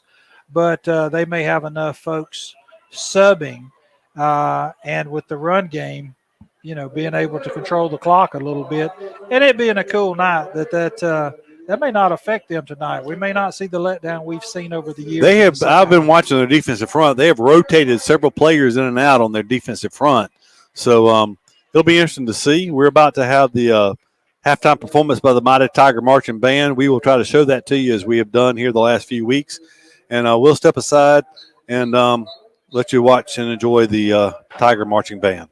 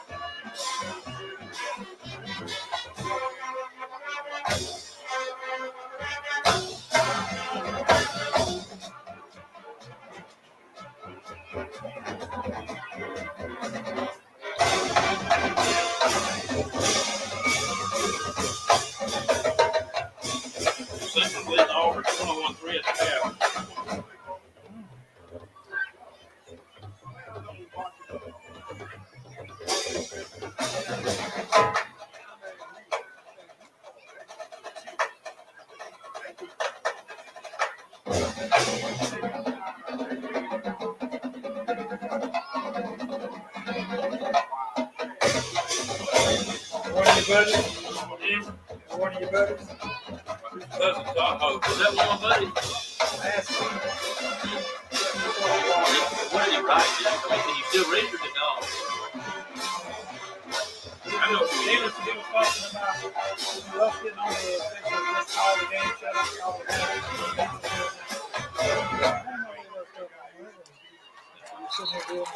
At this time, I'd like to take a moment to recognize this year's band senior. Some of these students have worked for 5 years and have been in the band program in college and schools for 7. These students have proven themselves time and time again through their hard work and dedication to the EHS band program by consistently winning awards and recognitions at various competitions and performances throughout their high school career. I wish you the very best in the future endeavors, and we will all wish you next year. Setting from left to right, we have Carson Pop, Jay Cunningham, Don Baird, Ron Franklin, Trevor Hardaway, Roland Diaz, David, John Holmes, Nye Jackson, Anthony Lane, James Lawrence, Ryan Woodrow, Aaron Nelson, Gina Payne, Montague Peterson, Peter Lowell, Travis Sharp, Patrick Todd, Hazel Ware, Little Rory, and Shadow Williams. Let's get all of you good on wonderful applause. Now stand up cheer at the time of 2023. We get on the team play. Rehobeth Tigers. Well, they lost their game. So everybody works on the second stage. They have no I used to have a team. I don't know. I'm saying he wasn't too concerned about me helping me out. I gave him keys for these the first one to get.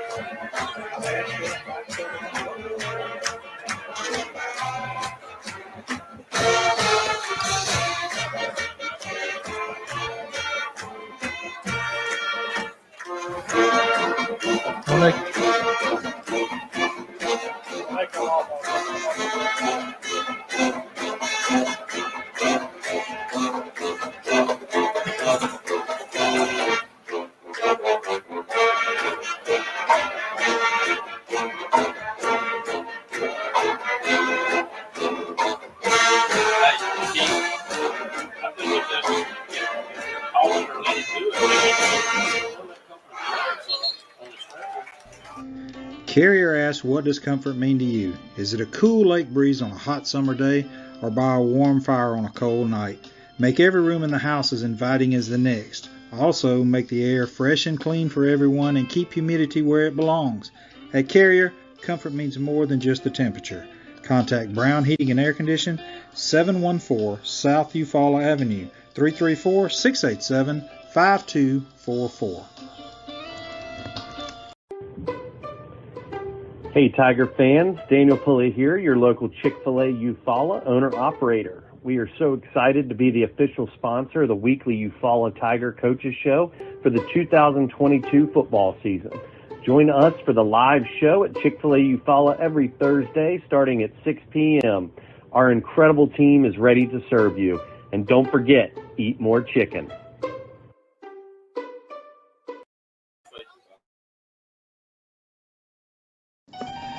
The family at Impressive Collision Center has been in business since 1940. That's impressive. Your transportation is one of the largest investments you have, so keep it looking new at Impressive. From a major crash to a small dent, Impressive can help. Now impressive. They work closely with all insurance companies and give you a great price on your minor mishaps. Wow, impressive. And don't forget to check out all the accessories from install winches, brush guards, and bed covers. Impressive. Give them a call. Impressive Collision Center, 317 South Eufaula Avenue, 334-687-4400. We're back at Tiger Stadium. We're about to wrap up halftime here. If you missed the first half and don't know what's going on, the Tigers trail the Rebels by a score of 20-14 here at halftime. Eufaula will receive the second half kickoff, but looking for the Tigers to come out fired up here to start the second half. Eufaula trailing in overall yardage to Rehobeth. Eufaula with 3 turnovers in the first half, 2 interceptions thrown by Rehobeth. And Eufaula looking to get the running game untracked here in the second half. We talked about how important turnovers was going to be, and that's what has put the Tigers in a hole in the first half. But Rehobeth turned around and let the Tigers back in it by doing the same thing. And the Tigers with a kickoff return, a beautiful kickoff return by Nick Floyd, really kind of evened things up a little bit, put the Tigers back in this game, only trailing by 6 at halftime. But 7 turnovers for Eufaula in the last 6 quarters of football. Well, you think if you're Rehobeth, you think, well, if we wouldn't have gave up that kickoff return, we had a lot better first half. Well, if you think about it, one of their scoring drives, they were backed up deep in their own territory. They punt. We muffed fumble the punt. Then they run a 3 plays or three plays. And then they punt again. And then we get the ball back about the 10-ish yard line, and on first down, we lay it on the ground and give it to them at the 5. So we basically gave up the whole field position. We fumbled 3 straight times when we touched the ball. We threw an interception, and then we muffed the punt, and then we fumbled. So 3 straight times when the Tigers touched the ball, they turned it over. I don't know if I can remember a situation like that before, but we threw an interception, we muffed the punt, and we fumbled it in 3 consecutive touches. Ain't nothing good going to happen when you give it up. So pretty much, those three turnovers led directly to a touchdown for Rehobeth. It prevented a touchdown for Eufaula because Eufaula was headed in. They had a 68-yard drive at that point. It moved it all the way down to the 12-yard line with a first and 10 and threw the interception on first down. So Eufaula could have easily taken a 14-13 lead right there.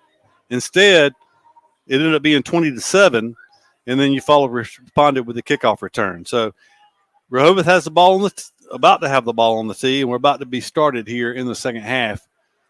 Well, the good news is last time we're doing some shuffling around back there trying to get the right person to return this ball. And it'll be willing to bet you a nickel it comes this way. It'll be Jave Williams standing at the 10-yard line instead of Tony Coleman. They're going to squib it this time, and nobody is coming up to field it, but it's going to go out of bounds, and Eufaula will have the ball. I guess I have the option of taking it where it ran out of bounds at the 37-yard line. It's a good thing that was kicked a little harder or as hard as it was because they had 6 folks over there to R2.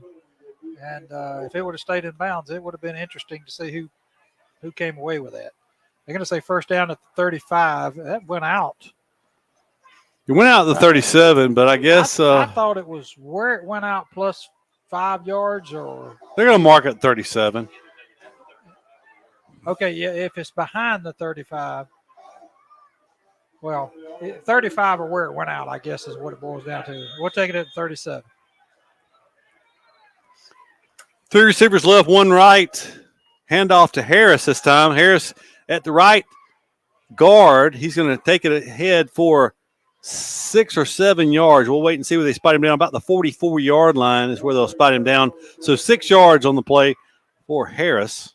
I'm sorry, 7 yards on the play. 7 yards on the play because from the 37 to the 44, 7 yards. 2nd and 3 from there. Same formation, 3 receivers left, 1 right.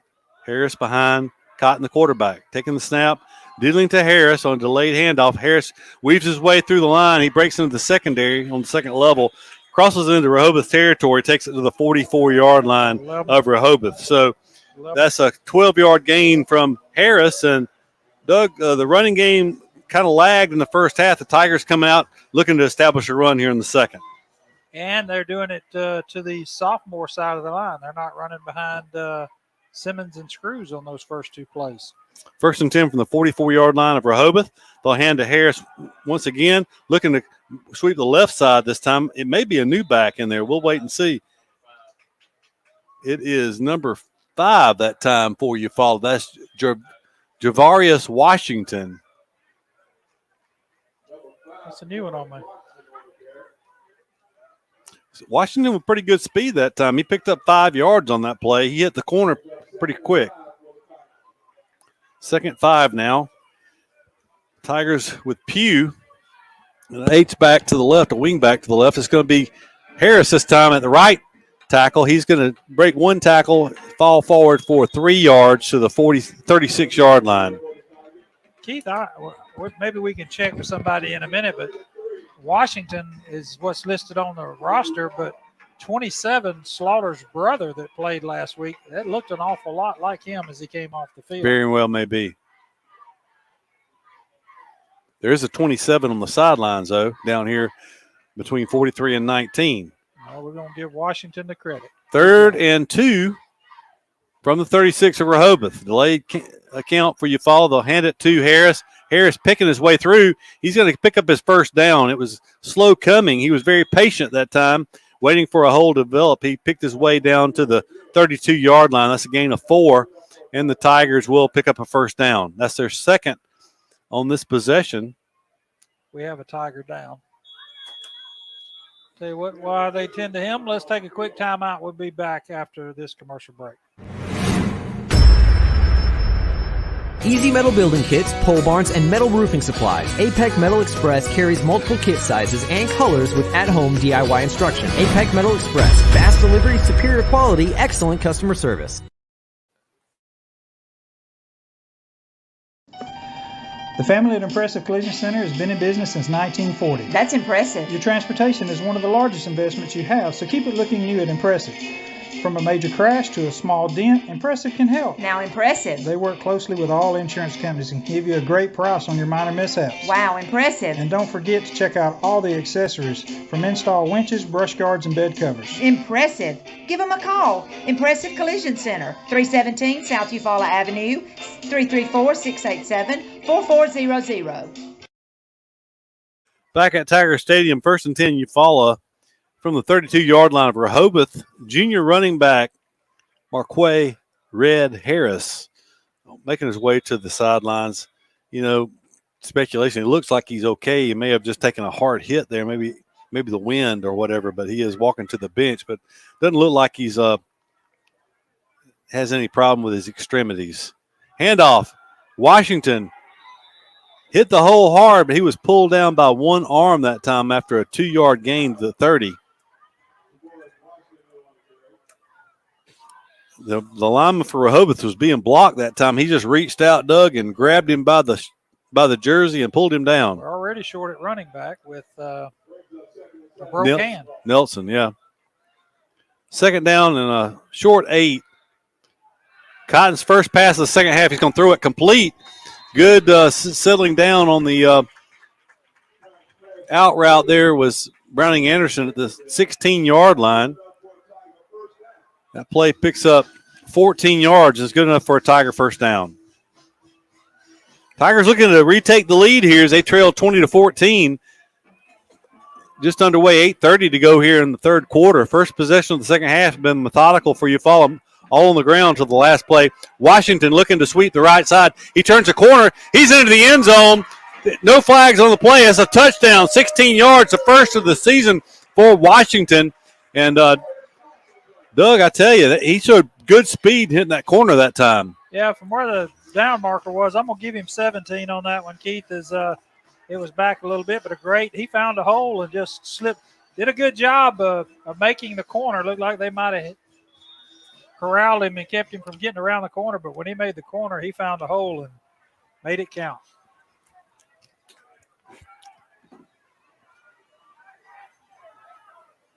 There's a kick by Wingate. A lot of penetration once again by Rehobeth, but once again, good concentration by Cotton and Wingate. And the Tigers have forged back ahead 21-20 after trailing 20-7 in this one.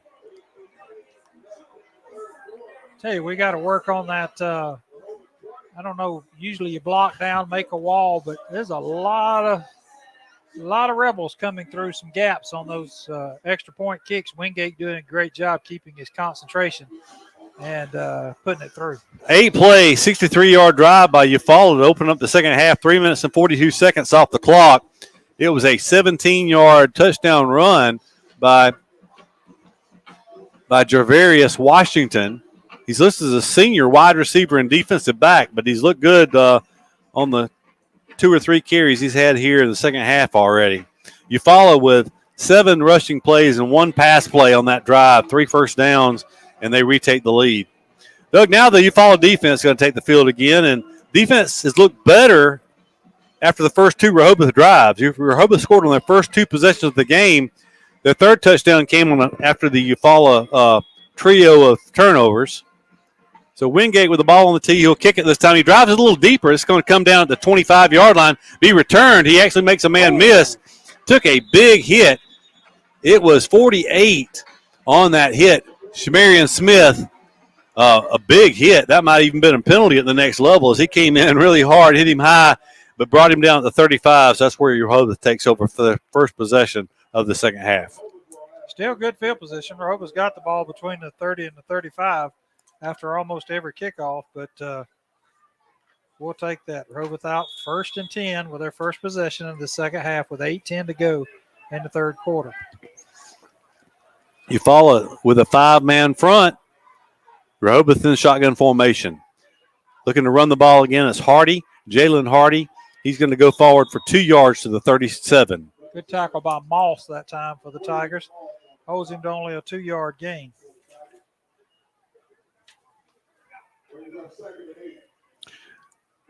Interesting situation with the kickoff return and the muff punt. Rehobeth has 2 more possessions in this game than Eufaula has. This is the 8th possession of the night for Rehobeth. Only 6 for Eufaula. Actually, if you count the kneeling at the end of the half, it's the 9th, but just a 1-play kneel. We won't count it. Hardy at left tackle. Moss, Jaquavius Moss, coming in hard from his linebacker position, bringing him down for a loss of a yard on that play. Good play from the middle linebacker for Eufaula.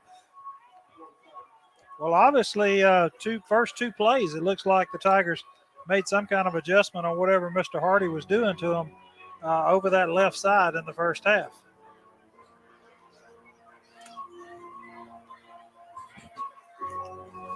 Well, the Tigers have done what they needed to do coming out of the halftime locker room. They marched 63 yards to score the go-ahead touchdown, and now on defense through the first 2 plays, they've limited Rehobeth to 1 yard on 2 plays. Shotgun formation again for Rehobeth on the 3rd down and 9. Now bring motion back across to the right side. They will hand it. No, they're going to play fake. They're going to try to throw the screen pass. It's complete to Hardy. He breaks the initial tackle, but he's going to be brought down after a 3-yard gain to the 39-yard line. So it's a punting situation once again for Rehobeth as they only pick up 4 yards in 3 plays. And Eufaula will drop back. Yanze with a lot of pressure that time. That's the first time Trotters completed the ball to somebody in a white uniform tonight for the Rebels. So 4th and 7. Yeah. Eufaula with a lot of shifting around on defense on the punt return team. 7 on the line. Good pressure. He gets it away. It's kicked, and somebody coached Washington was running back trying to block, and when he saw the ball coming down, he sprinted away from it. It goes out of bounds at the 25-yard line of Eufaula. So a 36-yard punt. Kind of felt like Anderson was so deep that time that he's just basically playing a safety in case something bad happened, so they couldn't advance the ball or anything. But Tigers get it at the 25-yard line. We'll take that with 5:57 to go. Halfway through the third quarter, Tigers have found their way back on top and now have the ball. Tigers came back from 13 down just like they did at Headland.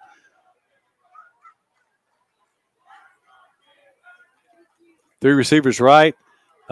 Mixed up on the play. Cotton's going to pull it down. He throws it. It's complete. Tron Mitchell was over on the right side, wide open. Eufaula did have linemen downfield, and we saw that Rehobeth's coaches were jumping up and down and pointing. I'm not so sure that wasn't supposed to be a running play, Doug, because Harris went right, Cotton went left, but it's a 19-yard gain nevertheless, and a first down for Eufaula.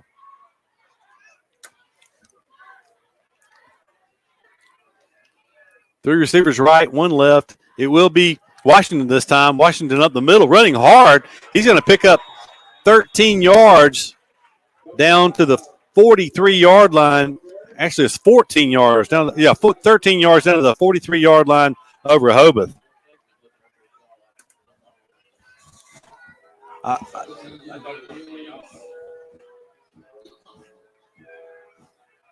Looks like a different Eufaula team here through the first half of the third quarter.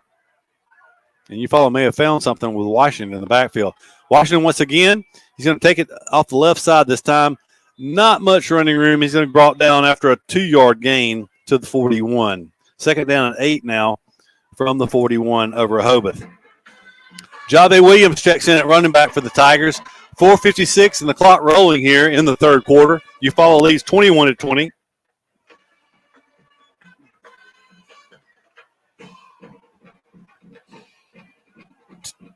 Pair of receivers to either side. Cotton looking to throw this time. He's going to throw a go route.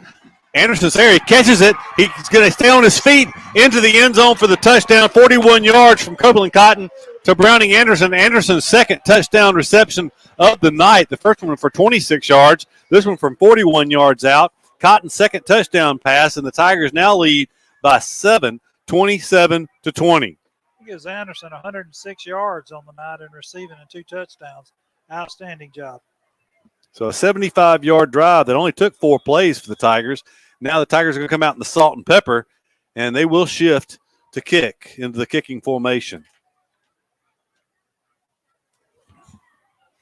Only a minute, 22 seconds on that Tiger drive. There's a snap, the kick up by Wingate.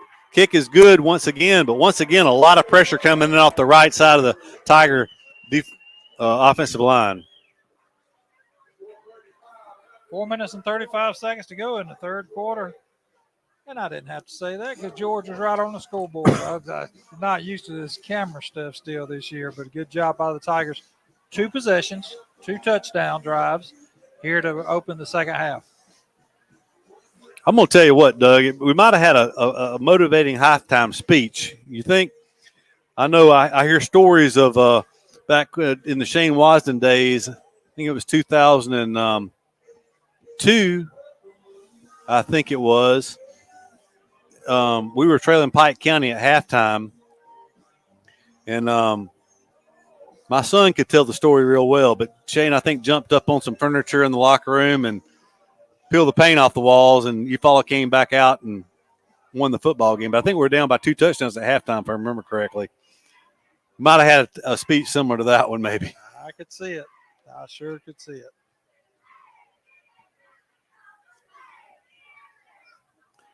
It'll be Wingate once again to kick the ball off. He probably got to say a few things you can't say nowadays, too. Perhaps. In the locker room, so. He might even mention female attire. I don't know. That's already got somebody else in trouble this week. I didn't say it. There's a kickoff. It's going to hit the ground at 25, be fielded late by Rehobeth, and DeQuavius Moss all over him. It'll be the 26-yard line, but they're going to spot it down for Rehobeth. But Hall's having a big half here in the third quarter, or the big half of the third quarter.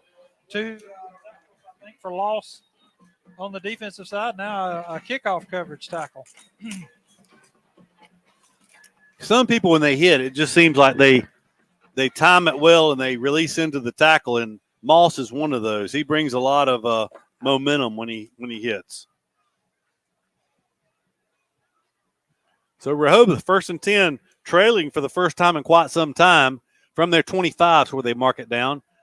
Snap is going to be handed off to Hardy. Hardy can be hit in the backfield. Could be a loss of a half a yard on the first down. Officials blow that whistle in a hurry, don't they, Keith?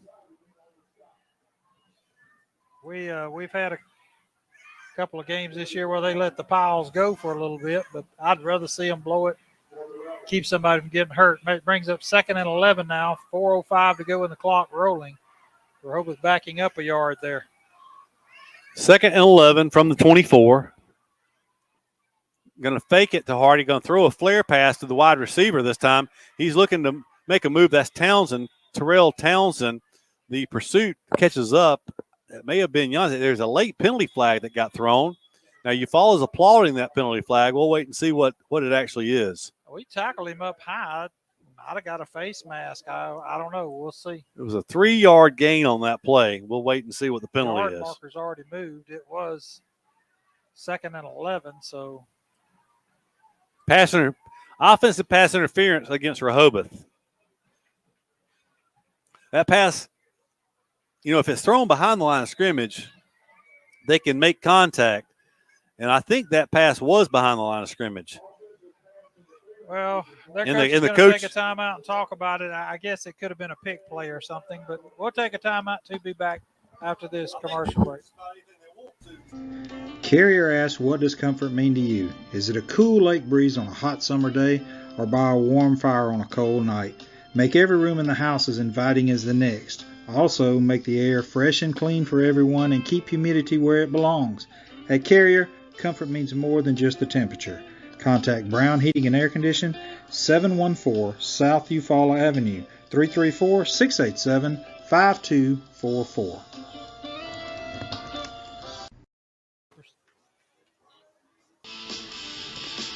Precision Body Works is a state-of-the-art collision facility dedicated to providing customers with outstanding service and a quality repair experience. We have been serving Eufaula and the surrounding areas for over 20 years and have earned a reputation as being a premier collision repair center.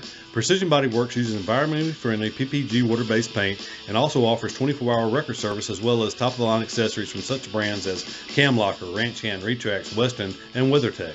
We are located at 1210 North Eufaula Avenue or call us at 334-687-4700. I think so.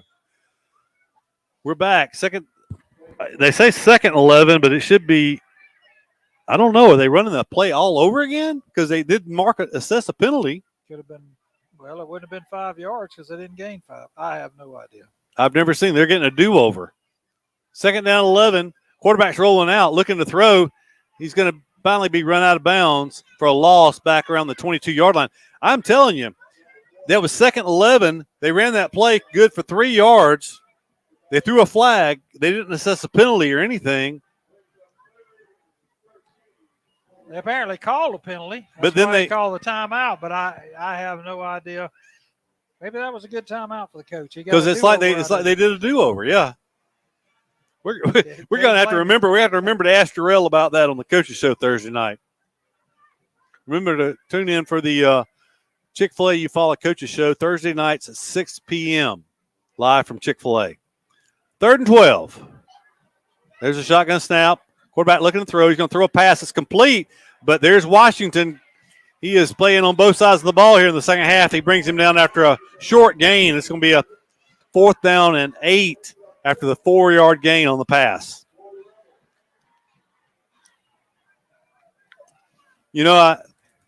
I don't know. I'm sure they are aware because, if you're coaching, you're calling plays based on down and distance, and they've got to realize that timeout that they basically got 2nd down all over again.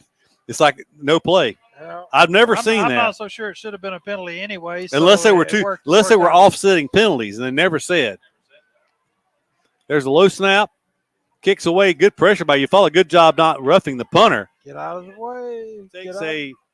It takes a neutral bounce, and Eufaula will take over with good starting field position just shy of the 47-yard line. 2:42 to go in the third quarter of play. See if you're messing with you. Yeah, I couldn't hear myself. 28-20, the Tigers lead with great starting field position here. This one's yours.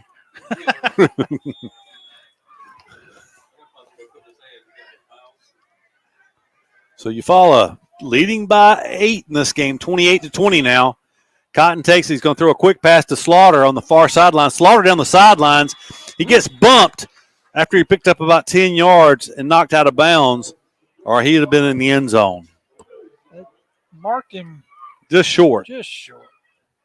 So 9 yards on the gain for Slaughter.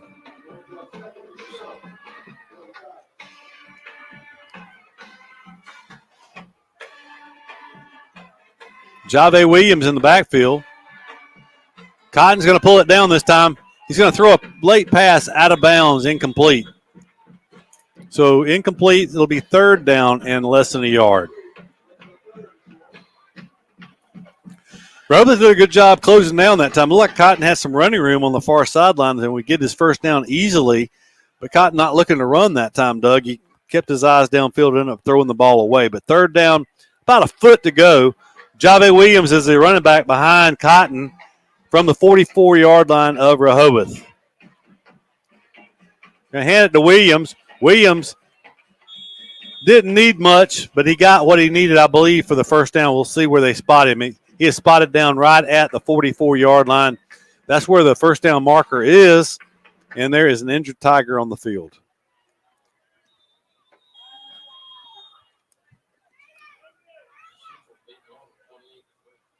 Central beating Auburn 28-3. Just was notified. I tell you what, we'll take a quick timeout and be back with more Tiger football after this commercial timeout from the Brown Heating and Air Conditioning broadcast booth. Carrier asks, what does comfort mean to you? Is it a cool lake breeze on a hot summer day or by a warm fire on a cold night? Make every room in the house as inviting as the next. Also, make the air fresh and clean for everyone and keep humidity where it belongs. At Carrier, comfort means more than just the temperature. Contact Brown Heating and Air Conditioning, 714 South Eufaula Avenue, 334-687-5244.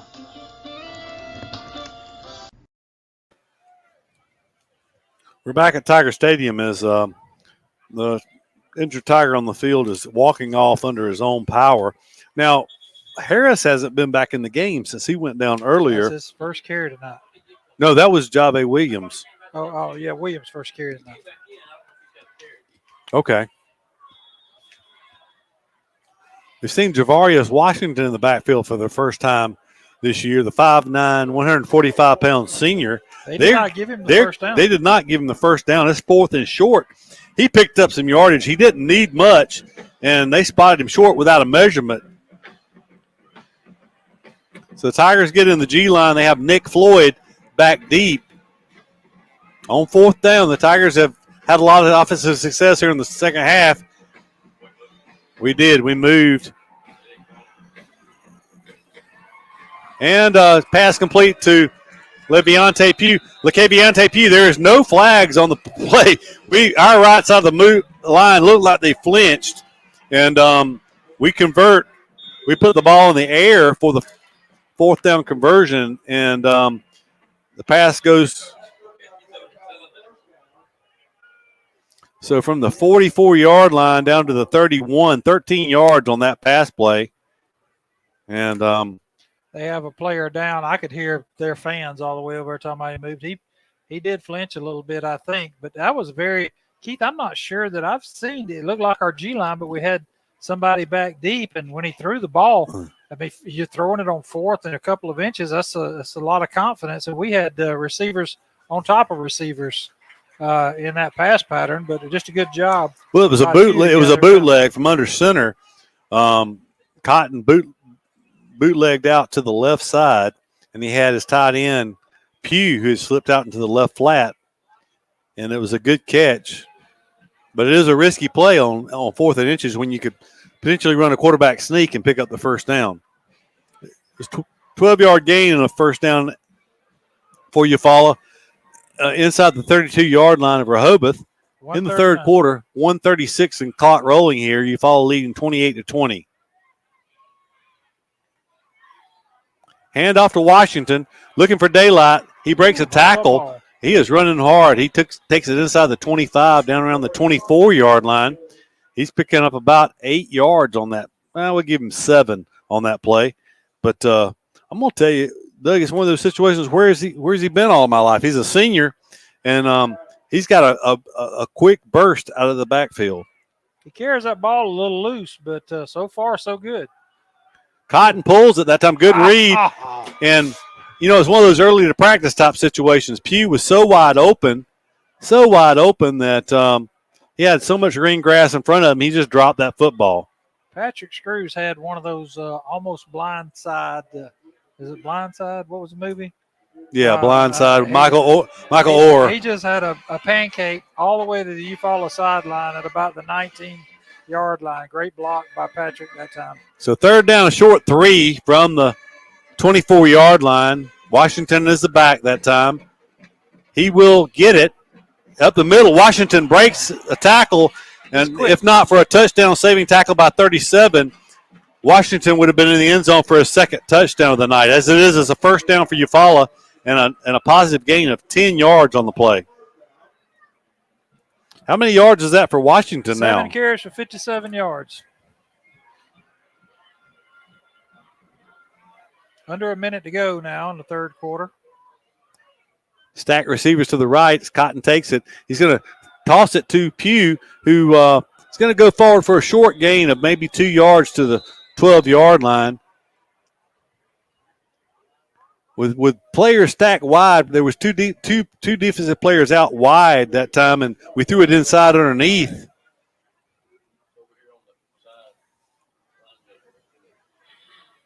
So we'll wait and see. That was a 2-yard gain on that play. Rehobeth is applauding. So there have been very few not sure. personal foul. Just a personal foul. So that's 15 yards. And take away the 2-yard pass play, but you get first down over. Well, that could be a dead ball foul. We'll see. They're calling it dead ball. It's second down. But they marked that penalty from the line of scrimmage.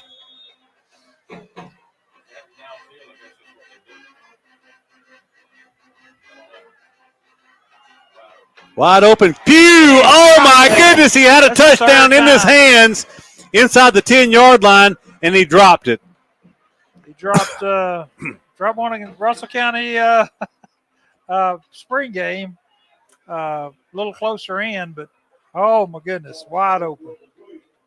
That was a good play call that time, and a good job by Copeland Cotton. He had pressure. He stood in there to throw that pass accurately to Pugh. He put an air underneath it to give him an opportunity to adjust, and Pugh just unable to come down with that. It's third down now and 25, I guess, 24. The first down would come at the 4-yard line. The Tigers are snapping it from the 28-yard line. Cotton takes it. Play fakes. Looking to throw. He's going to throw it. Has a man there. Anderson just over Anderson's hands at the end zone at the goal line. And it'll be fourth down. It may be a little far for the senior kicker. You may see the Tigers. I know it's 4th and 25, but they may line up and go for it. We were a 1 foot from having a touchdown right there. It was just a little overthrown. Last 2 plays. Yeah. Slippery. Not gathering it in, and 1 foot there, just barely overthrew him. Tigers are going to take a timeout. We'll take a timeout too. Be back after this commercial timeout. Hey, Tiger fans, Daniel Pulley here, your local Chick-fil-A Eufaula owner-operator. We are so excited to be the official sponsor of the weekly Eufaula Tiger Coaches Show for the 2022 football season. Join us for the live show at Chick-fil-A Eufaula every Thursday starting at 6 p.m. Our incredible team is ready to serve you. And don't forget, eat more chicken.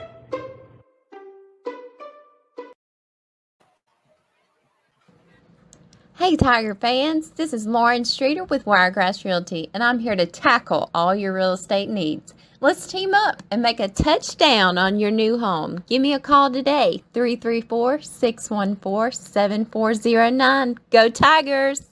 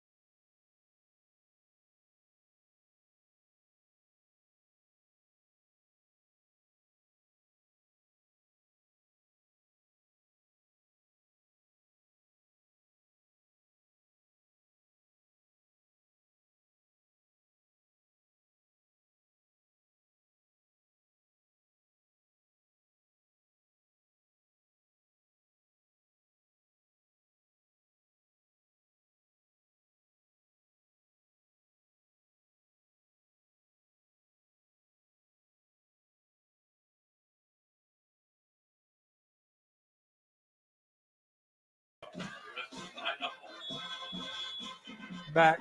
And we're back. Rehobeth after the turnover on downs. And yes, James Bailey, the internet went out again. And it's Townsend around the end. Good tackle by Nick Floyd after the gain of 8 yards up to the 36-yard line. So after the 8-yard gain, that's the end of the third quarter. Eufaula leads in this one 28-20.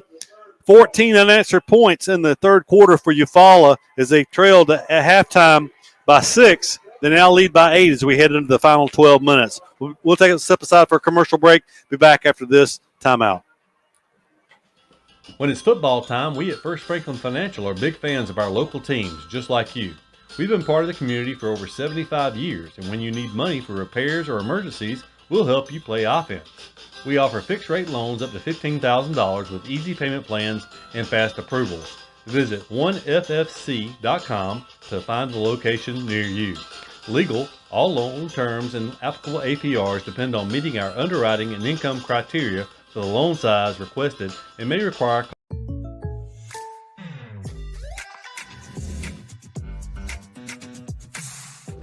If you want the real deal, call State Farm agent Sam Wise in Eufaula today. Like a good neighbor, State Farm is there.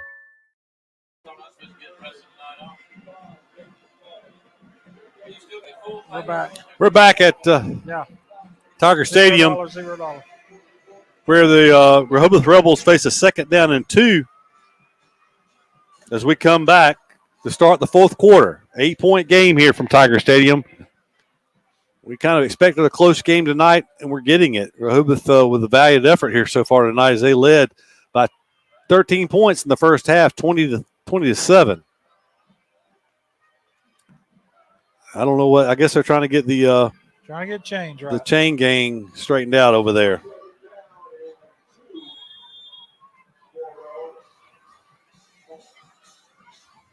There's a snap. They're going to run that inside reverse again out of the Wildcat.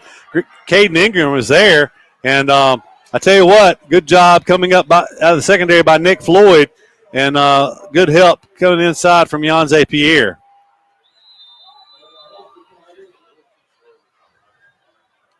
That play failed again.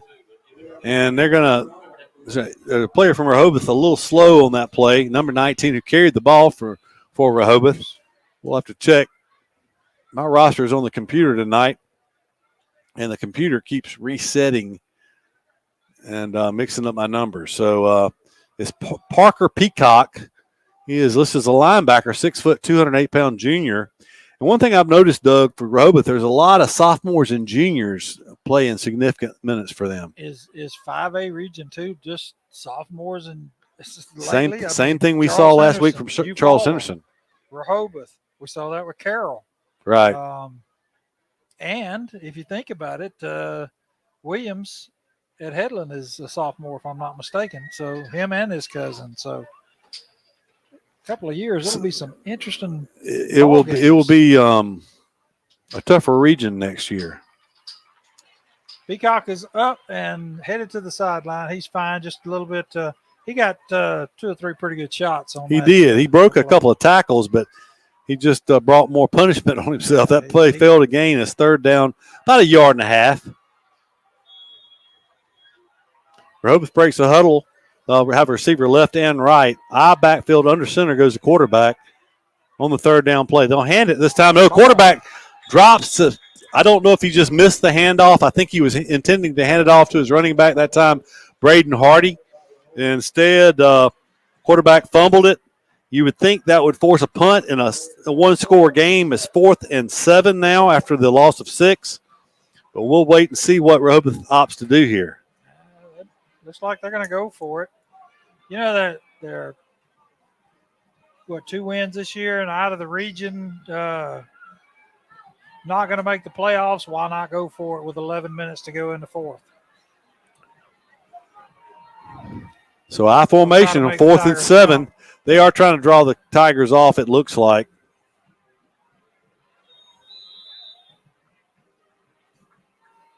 So after an 8-yard gain on first down, a run for no gain, and then a fumble, losing 6.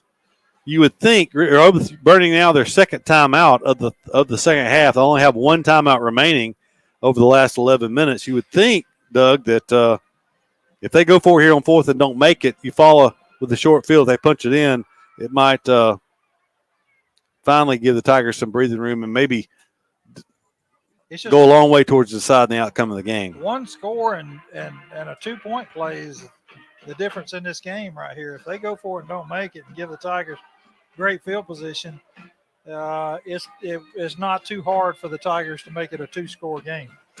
You know, there were 5 total turnovers in the first half so far. There's not been a turnover here in the second half, and you couldn't have waited till after the punt to say that. I had to pick it. You know, I just happened to think it, so I said it, but I really didn't premeditate that, but it was bad timing. Yeah, he's back deep enough. I think the plan is just to keep it in front of you in case it gets touched or something, but don't touch it. There's a punt. It's a low, kind of like a quick kick. It hits and takes a lot of roll. I think they kicked it that way probably just knowing you all not going to try to field it. Yeah, it's effective. 28-yard line Eufaula is where Eufaula will take over. Probably a wise decision. Instead of 30 yards, Tigers are 72, 3, somewhere in that range. 10:32 to go here in the 4th with Eufaula with an 8-point lead. But at least they are leading after a very shaky first half. 3 receivers left, 1 right. Cotton looking to throw. He's going to throw the fade route. Mitchell's out there. Mitchell catches it. Perfect pass that time for Cotton. And good concentration by Mitchell because it was good defense. The defensive back for Rehobeth was stride for stride with him that time. The defensive back for Rehobeth, Devin Singletary, a senior defensive back, one of the few seniors for Rehobeth. But 31-yard completion for Cotton and the Tiger offense. 1st and 10 from the 41-yard line of Rehobeth. Wide receiver screen, Aurelia Slaughter, number 6, a speedy one around the left side. First down and more. He's down the sideline inside the 20, fighting for yards. The ball comes out, but it goes out of bounds at the 11. So 30 quick yards for Eufaula. 31-yard pass completion and now a 30-yard completion. Back-to-back first downs for the Tigers, and they have 1st and 10 just outside the 10-yard line of Rehobeth. Tigers can pick up a first down at the 1-yard line.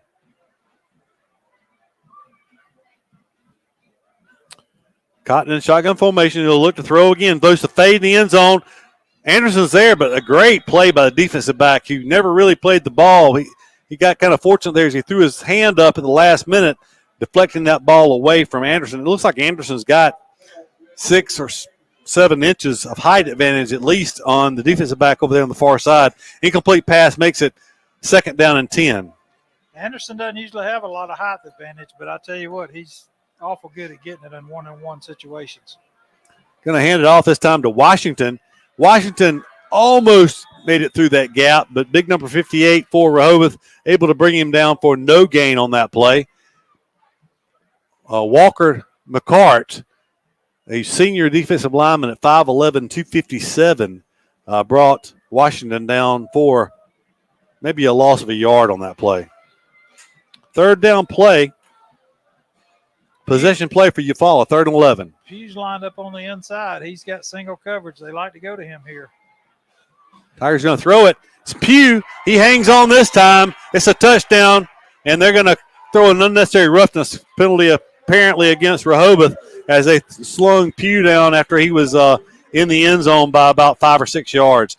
It'll be an 11-yard touchdown reception for LaCaviante Pugh, and the Tigers now lead 34-20 with a point after touchdown. I'm sure they'll take this penalty on the kickoff. Dead ball, personal foul penalty on Rehobeth. So 34-20. The Tigers line up in the swinging gate. We'll see if they shift over and kick it. They've kicked it every other time tonight. But Rehobeth has gotten a lot of penetration off the right side of the Eufaula line. Each extra point, they're loading up on that side once again. We'll wait and see. There's a snap, the kick. It's up. Once again, great concentration. I don't know how the ball got through there because Rehobeth was all in the backfield. The kick is good, 35-20. The Tigers lead in this one now.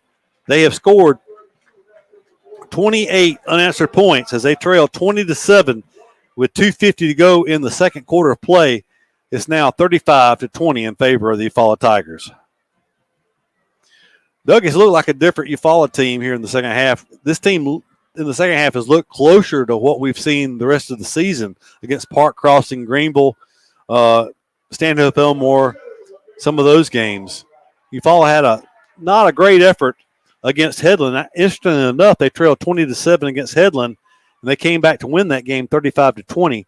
Same scores we have here tonight here in the fourth quarter with 9:32 to go. That was a 72-yard drive by Eufaula that time. It only took 5 plays for that 72-yard drive. But the Tigers did. It only took a minute off the clock. The Tigers took over with 10:32 to go. They scored with 9:32, so only 1 minute off the clock. 72 yards, culminating with a 11-yard touchdown pass from Copeland Cotton to LaCaviante Pugh. Cotton is 14 of 19 for 171 yards and 2 touchdowns in the second half. Kickoff inside the 5, and we missed the tackle inside the 10, and they're going to return the ball all the way out to the 25 or 26-yard line. So the 25-yard line is where Rehobeth will take over, trailing by 15 points with 9:23 to go.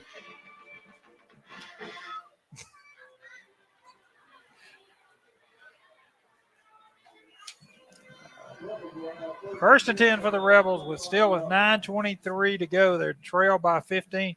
Still just 2 scores if they can make something happen here, but hadn't been able to get a whole lot of nothing going here in the second half. Tigers with that 6-5-man front. Townsend from Wildcat. The Rebels tried that in the first half with some success. They have some success once again as he takes it up for 6 yards to the 31-yard line.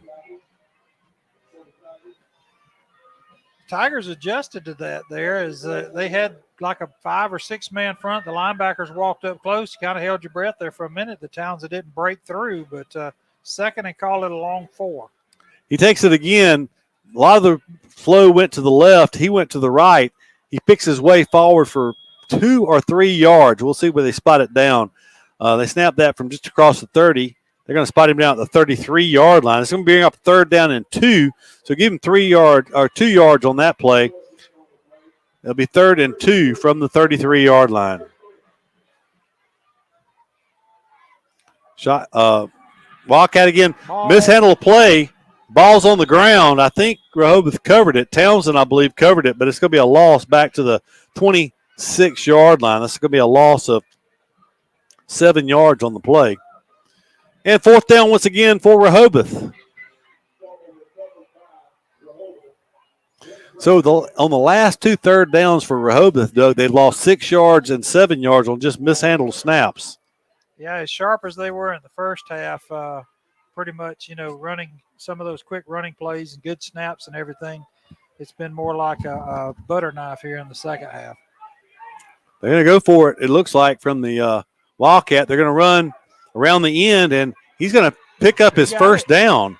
That is Hardy. We haven't seen him carry the ball in the open field in quite some time, but he, on 4th and 9 from their own 26, he's going to go around the left end, Braden Hardy, and he needed 9. He picked up about 10.5.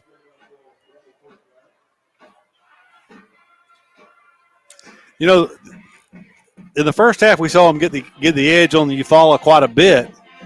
The Tiger defense has done a good job in the second half shutting that down until that play. The 1st and 10 for Rehobeth, 7:20 and counting here in the fourth quarter, 35-20. Townsend looking to throw.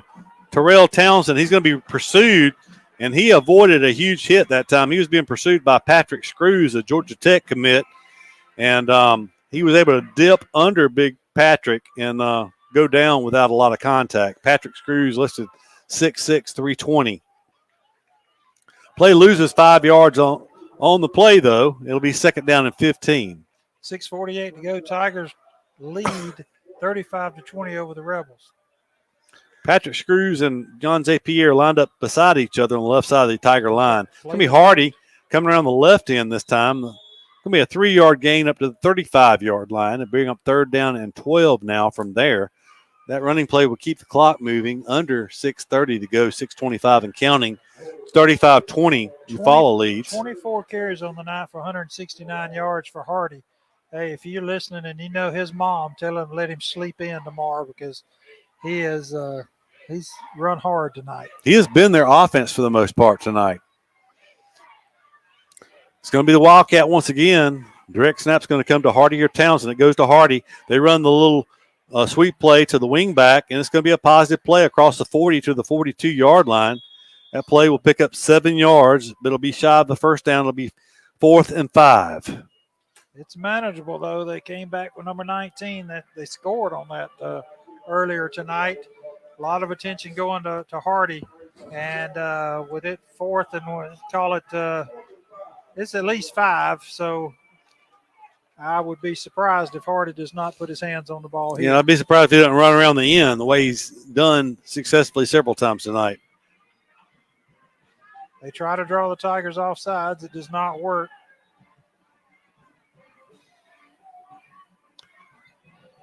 They went for it on 4th and 9 earlier. I can't imagine. To Townsend going around the right side.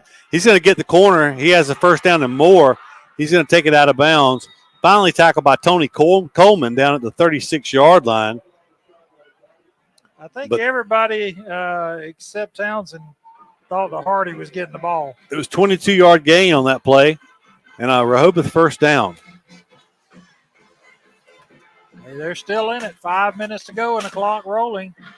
Thought he went out of bounds, but apparently not as the clock starts back.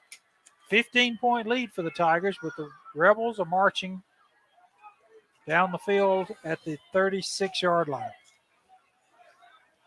They've gone with the Wildcat formation exclusively tonight. Townsend looking to throw from that formation. He throws it up and throws it in between. He had 2 receivers running down the field. Tigers had pretty good coverage on it. The closest player to the ball was Nick Floyd, the senior safety for Eufaula. That surprises me. The way they've been running the ball tonight, to put it in the air there, Keith, they've only had 2 completions for 7 yards. They've had 2 interceptions and 4 incomplete passes now in the passing game. I would have kept running the ball. They ran the fumble rooski once again, and it's going to be successful as they take it forward for, looks like 10 yards and a first down. It's fooled the Tigers twice tonight. And 19 that carries the ball for them is a pretty big young man. He's listed as a linebacker. I don't recall seeing him play defense, but he has carried the ball quite a bit. He scored a touchdown with them earlier. Going to be a handoff, a direct snap to Hardy. He's going to take it forward for a Rehobeth first down inside the 25-yard line, down around the 22-yard line. That'll stop the clock momentarily with 3:58 to go. Tigers take a timeout. We'll take a timeout too and be back after this commercial break. In sports, the goal is to be the best. The same is true for Alpha Insurance. We work to make every quote, claim, or call a highlight. That's why customers consistently give Alpha high marks for service. Call Alpha and let us help you save on home, car, and life insurance. In Eufaula, call Alpha agents Keith or Brooke Bryan at 334-687-8268 or stop by our office at 1326A South Eufaula Avenue. With the world changing all around us, everyone needs to be covered by insurance. So give Eric Glover with the Glover Agency a call and talk with Eric about auto, home, life, or last week's football game. Whatever your insurance needs, let Eric talk to you about being covered. The Glover Agency is located at 145 East Broad Street, Eufaula, Alabama. Call 334-687-0358. Easy Metal Building Kits, pole barns, and metal roofing supplies. APEC Metal Express carries multiple kit sizes and colors with at-home DIY instruction. APEC Metal Express. Fast delivery, superior quality, excellent customer service. They've got some good athletes. Back at Tiger Stadium, 35-20 is the score. Rehobeth on the march, though. They started this drive back at their 25-yard line. They have moved it inside the 25-yard line of Eufaula with a 1st and 10 from the 22-yard line. 3:58 on the clock. Rehobeth down to one timeout left in this game. This drive's been all on the ground. They've converted 2 fourth downs on this possession. Quarterback's back under center. They're going to toss sweep it to Hardy, who runs around left end. He just has a knack for finding an open field, Doug, and looked like the Tigers were there to defend it, but he cut back inside and picked up 8 yards on that play.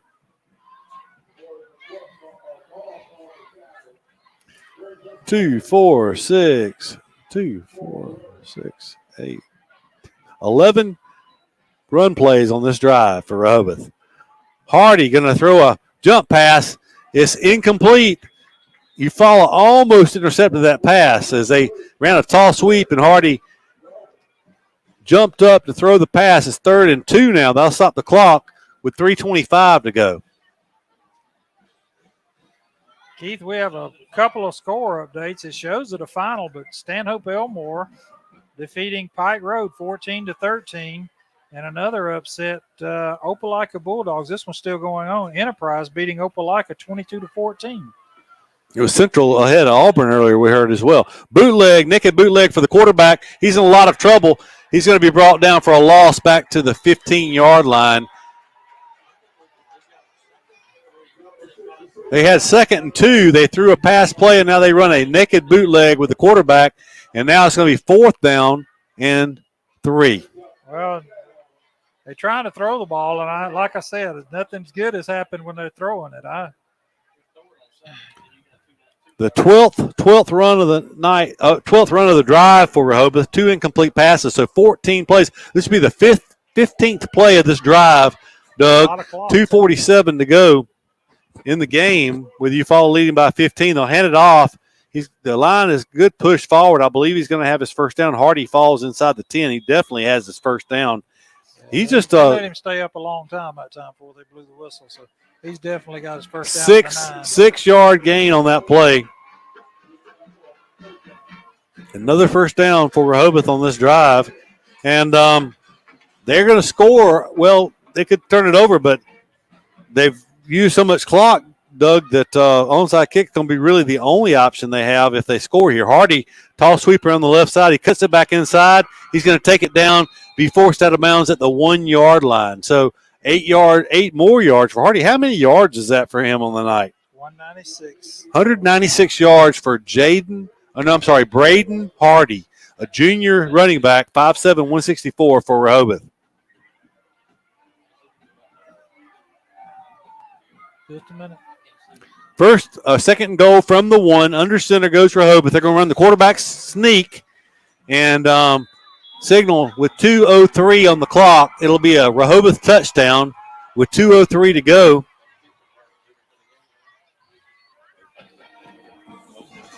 So Rehobeth, will they trailing by 15? Closest it's ever been. Definitely the closest. Doug, do you go for 2 or kick it here? I mean, conventional wisdom says you kick the extra point and leave yourself just a touchdown 2-point conversion behind. That's what I would do. If you go for 2 here and miss it, you're 2 scores behind with 2:03 to go. Well, Rehobeth just scored more than they've ever scored against the Tigers in 2013. They scored 20. They've got 26 tonight, and he's going for 2. Yeah, going for 2 is Rehobeth. New quarterback. 35-26. They're going to hand it. Quarterback's going to run a naked bootleg. He's looking to turn the corner. He's going to make it in. So 2-point conversion, good for Rehobeth. And it's 35-28. And that does make the most points that Rehobeth has ever scored against Eufaula. According to our records, this is a 13th meeting between these two schools. And Rehobeth scored 27 points back in 2009. I'm sorry. Doug, you were correct. Eufaula scored 27 points that night. This is the most points. 2013. Yeah, 13. They scored 20. This is the most points scored by Rehobeth in a Eufaula-Rehobeth matchup. So 2:03 to go. Onside kick forthcoming. 35-28 is the score now. So the quarterback for Rehobeth, he played very little on that drive. They went Wildcat almost exclusively. Colton Trotter, sophomore quarterback, scored the touchdown on a sneak and then ran a bootleg for the 2-point conversion. I'm guessing this is going to be our hands team out there. Let's hope there's not been too many of them that's fielded punts this year. 2, 4, 6. Yeah, and one of the new rules this year, you cannot put more than 6 on either side of the kicker. It's not this year. That was 2 years ago. So on the kickoff side. 16. They still got numbers. The way we're backed up off the line there. 16 point. 6 going at 3. 16 play drive for Rehobeth. There's onside kick. It's going to be. It's not going to go. It will not go 10 yards. It scoots out of bounds after going about 7 yards, and Eufaula will take possession of the game, the ball, and the game because you were with one timeout remaining. 40-second play clocks. You need 1 first down, but to run it out, you do. To run it out, yeah.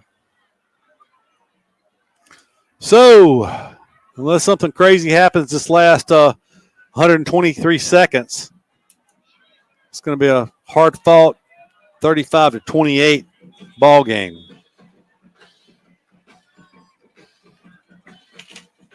Handoff, Washington. They're pulling out the ball. Absolutely. The young man who hadn't, ran the ball a whole lot for us. That's a lot, but he held on to it fine there after a gain of about 2. I guess you run the play because taking a snap and running it and piling up takes a lot more time than kneeling on it. So Rehobeth saving that final timeout.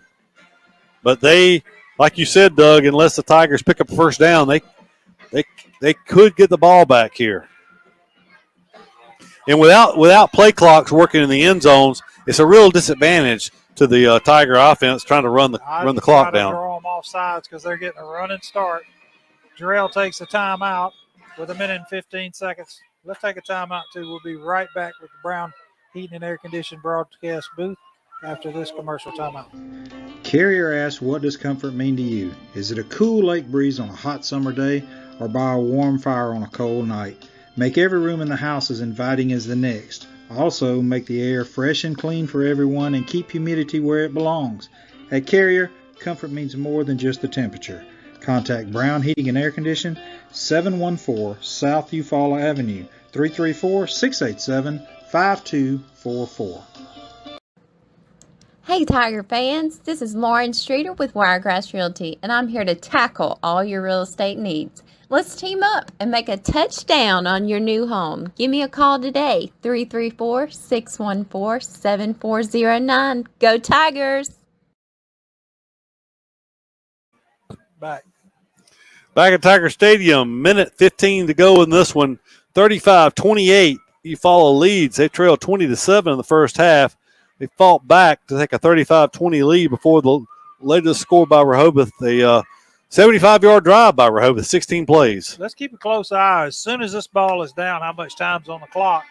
Because if they don't call a timeout, we should be allotted 40 seconds from there. Like you said, not having that play clock's big, though. Oh, Tigers did try to draw them off sides, and the linebacker jumped a little bit, but the lineman held tight. And so the Tigers got to get it off here. They only had 25 seconds. 2nd and 8. Going to hand it to Washington, who's hitting the backfield. Gang tackled by 4 or 5 Rehobeth Rebels, and the Rehobeth will use their timeout here. So that'll stop the clock with 1:09 to go. So Eufaula has a 3rd down. If they don't pick up 1st down, they're going to have to punt it back with 20-ish seconds on the clock, I guess. They've got some pressure a couple of times on some punts. So, you know, I wouldn't dare throw here, but, you know, as tight as Rehobeth is coming in and blitzing up the middle, maybe send Slaughter in motion and that little toss, I guess it's a pass, but kind of hand it to him as he comes by type situation and try to let him make the corner with his speed. Maybe he could make the 1st down.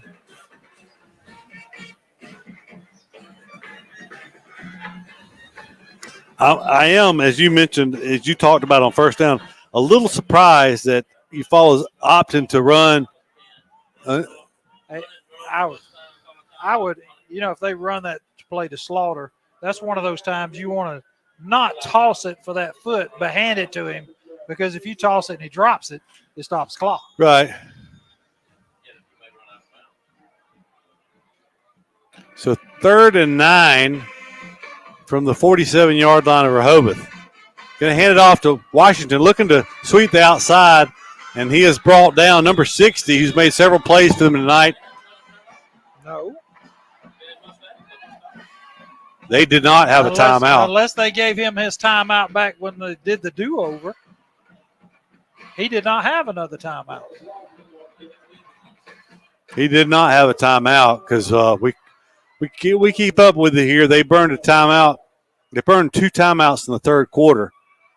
So, but you know.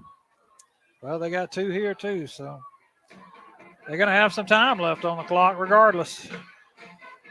You know, when he called timeout and talked to the officials for so long, I mean, that timeout, I mean, it was a 2-minute at least conversation, maybe 3. But it's going to be a punting situation for Eufaula with 1:03. And didn't they take the timeout when they were thinking about going for it 4th down? And it was Yes. late 3rd or early 4th? Yes. Yes. So and then 2 here. That is 4. If the linebackers get a running start, he better.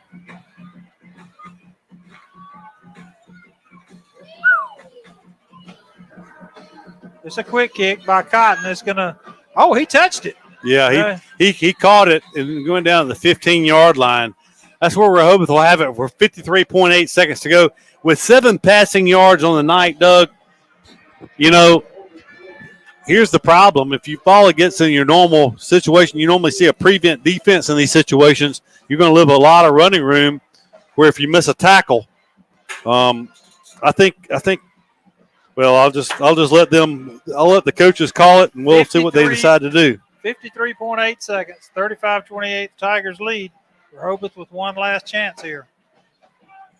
Looking to throw it. Quarterback's going to throw it complete to Townsend. He's going to be tackled in bounds. They're going to stop the clock for the 1st down. He picked up 12 yards on the play. I think they're going to rule he was out of bounds. It's 47.2 seconds left. It will be 1st and 10 for Rehobeth from the 27-yard line. Another pass, complete to Townsend, looking to run to the sidelines. This time he does go out of bounds. It's another gain of about 10 yards on that play. That play only took 7 seconds. I tell you what, I mean, you hear people yelling, come on defense, Doug. That only took 7 seconds. They do that 2 or 3 more times, they're going to be in position to throw the ball toward the end zone. Ball just short of the 36, so or maybe that's the 37, just short of the line. Going to roll back. Going to throw it away this time, and that did not get to the line of scrimmage. But I don't expect this crew to call that. It's an incomplete pass that stops the clock. There may be I don't know if that's a flag on the far side of the field. It looks like a flag right in front of the down marker on the far side of the field, Doug. It didn't get to the line of scrimmage, which maybe that's what they threw. It did not get. Should be grounding. Their crowd did not like it, but it didn't get where it was supposed to get to. It's supposed to get across the line of scrimmage. They're waving it off. And Rehobeth quickly up to the ball with 37 seconds left. Third down and very short. Officials are stopping it for some reason. Well, their coach was out on the field waving, trying to get a play in, so this works good for them. What are they doing? I mean, nobody had officials timeout. Well, first off, the ball was short of the 37. Yeah, they've got it marked. They've got it marked now wrong. They've got it across, which would be a first down. Right. So they need to move it back about the length of the football. If they measure it here and give them a first down, that's ridiculous. That's what they're. How's it not? You ran a play and it was an incomplete pass. So how can you possibly give them a first down now? No comment. No comment. No comment.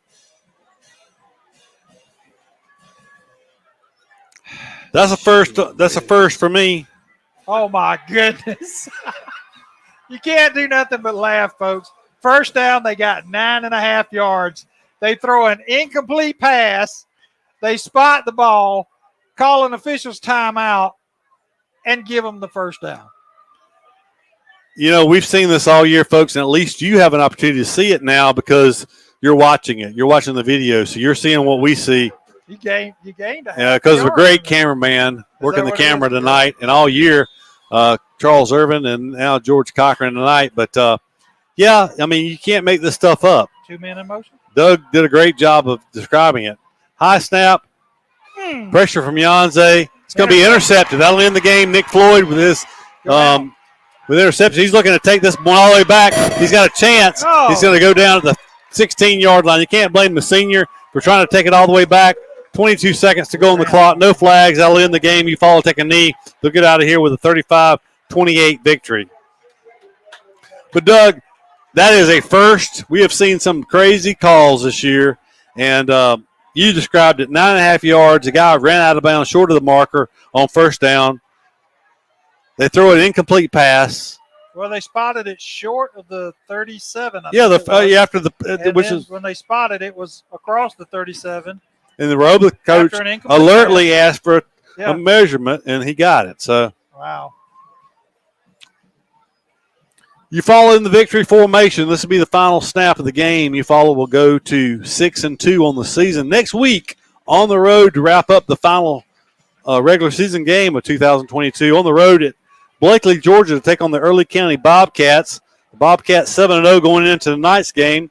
They will be more than likely 8-0 when the Tigers play them next week. I can't remember who they played tonight, but it was a team that did not have a winning record. So Early County most likely 8-0 going out of state, across the state line. Should be a good game, always is, between the Bobcats and the Tigers. But, Doug, you know, this was a mixed bag tonight. The first half was really uneventful if you're a Eufaula fan. The third quarter was really good. Third quarter was a good quarter for the Tigers as they came back and scored 28 unanswered points. Rehobeth scored the last 8 to make it a 35-28 final. Yes, and you know, the last regular season home game for the Tigers here. Obviously, it'll be back first round of the playoffs. Got some improvement. We got an away game next week that really means nothing other than a lot of these guys have played each other over the years coming up. And then you got a week off to kind of rest and heal and hopefully work some things out before one of those. Look, there's a 9-team region down in Mobile, and I'm going to say about 7 of them are outstanding ball clubs. So we know even though it'll be the number 3 seed, we'll see an outstanding football team come up here in a few weeks. So we got some time to get ready. Tigers get away with a victory tonight. How many years in a row now? It's 13 straight 13 now. against Rehobeth. 13 Rehobeth with a valiant effort tonight, but has never defeated the Tigers. So the closest game between these two ever, though, it was a 30-20 game, a 27-17. This one a 35-28 final. For George Cochran, Doug Applin, I'm Keith Bryan, wishing a good night and a great weekend. Go Tigers.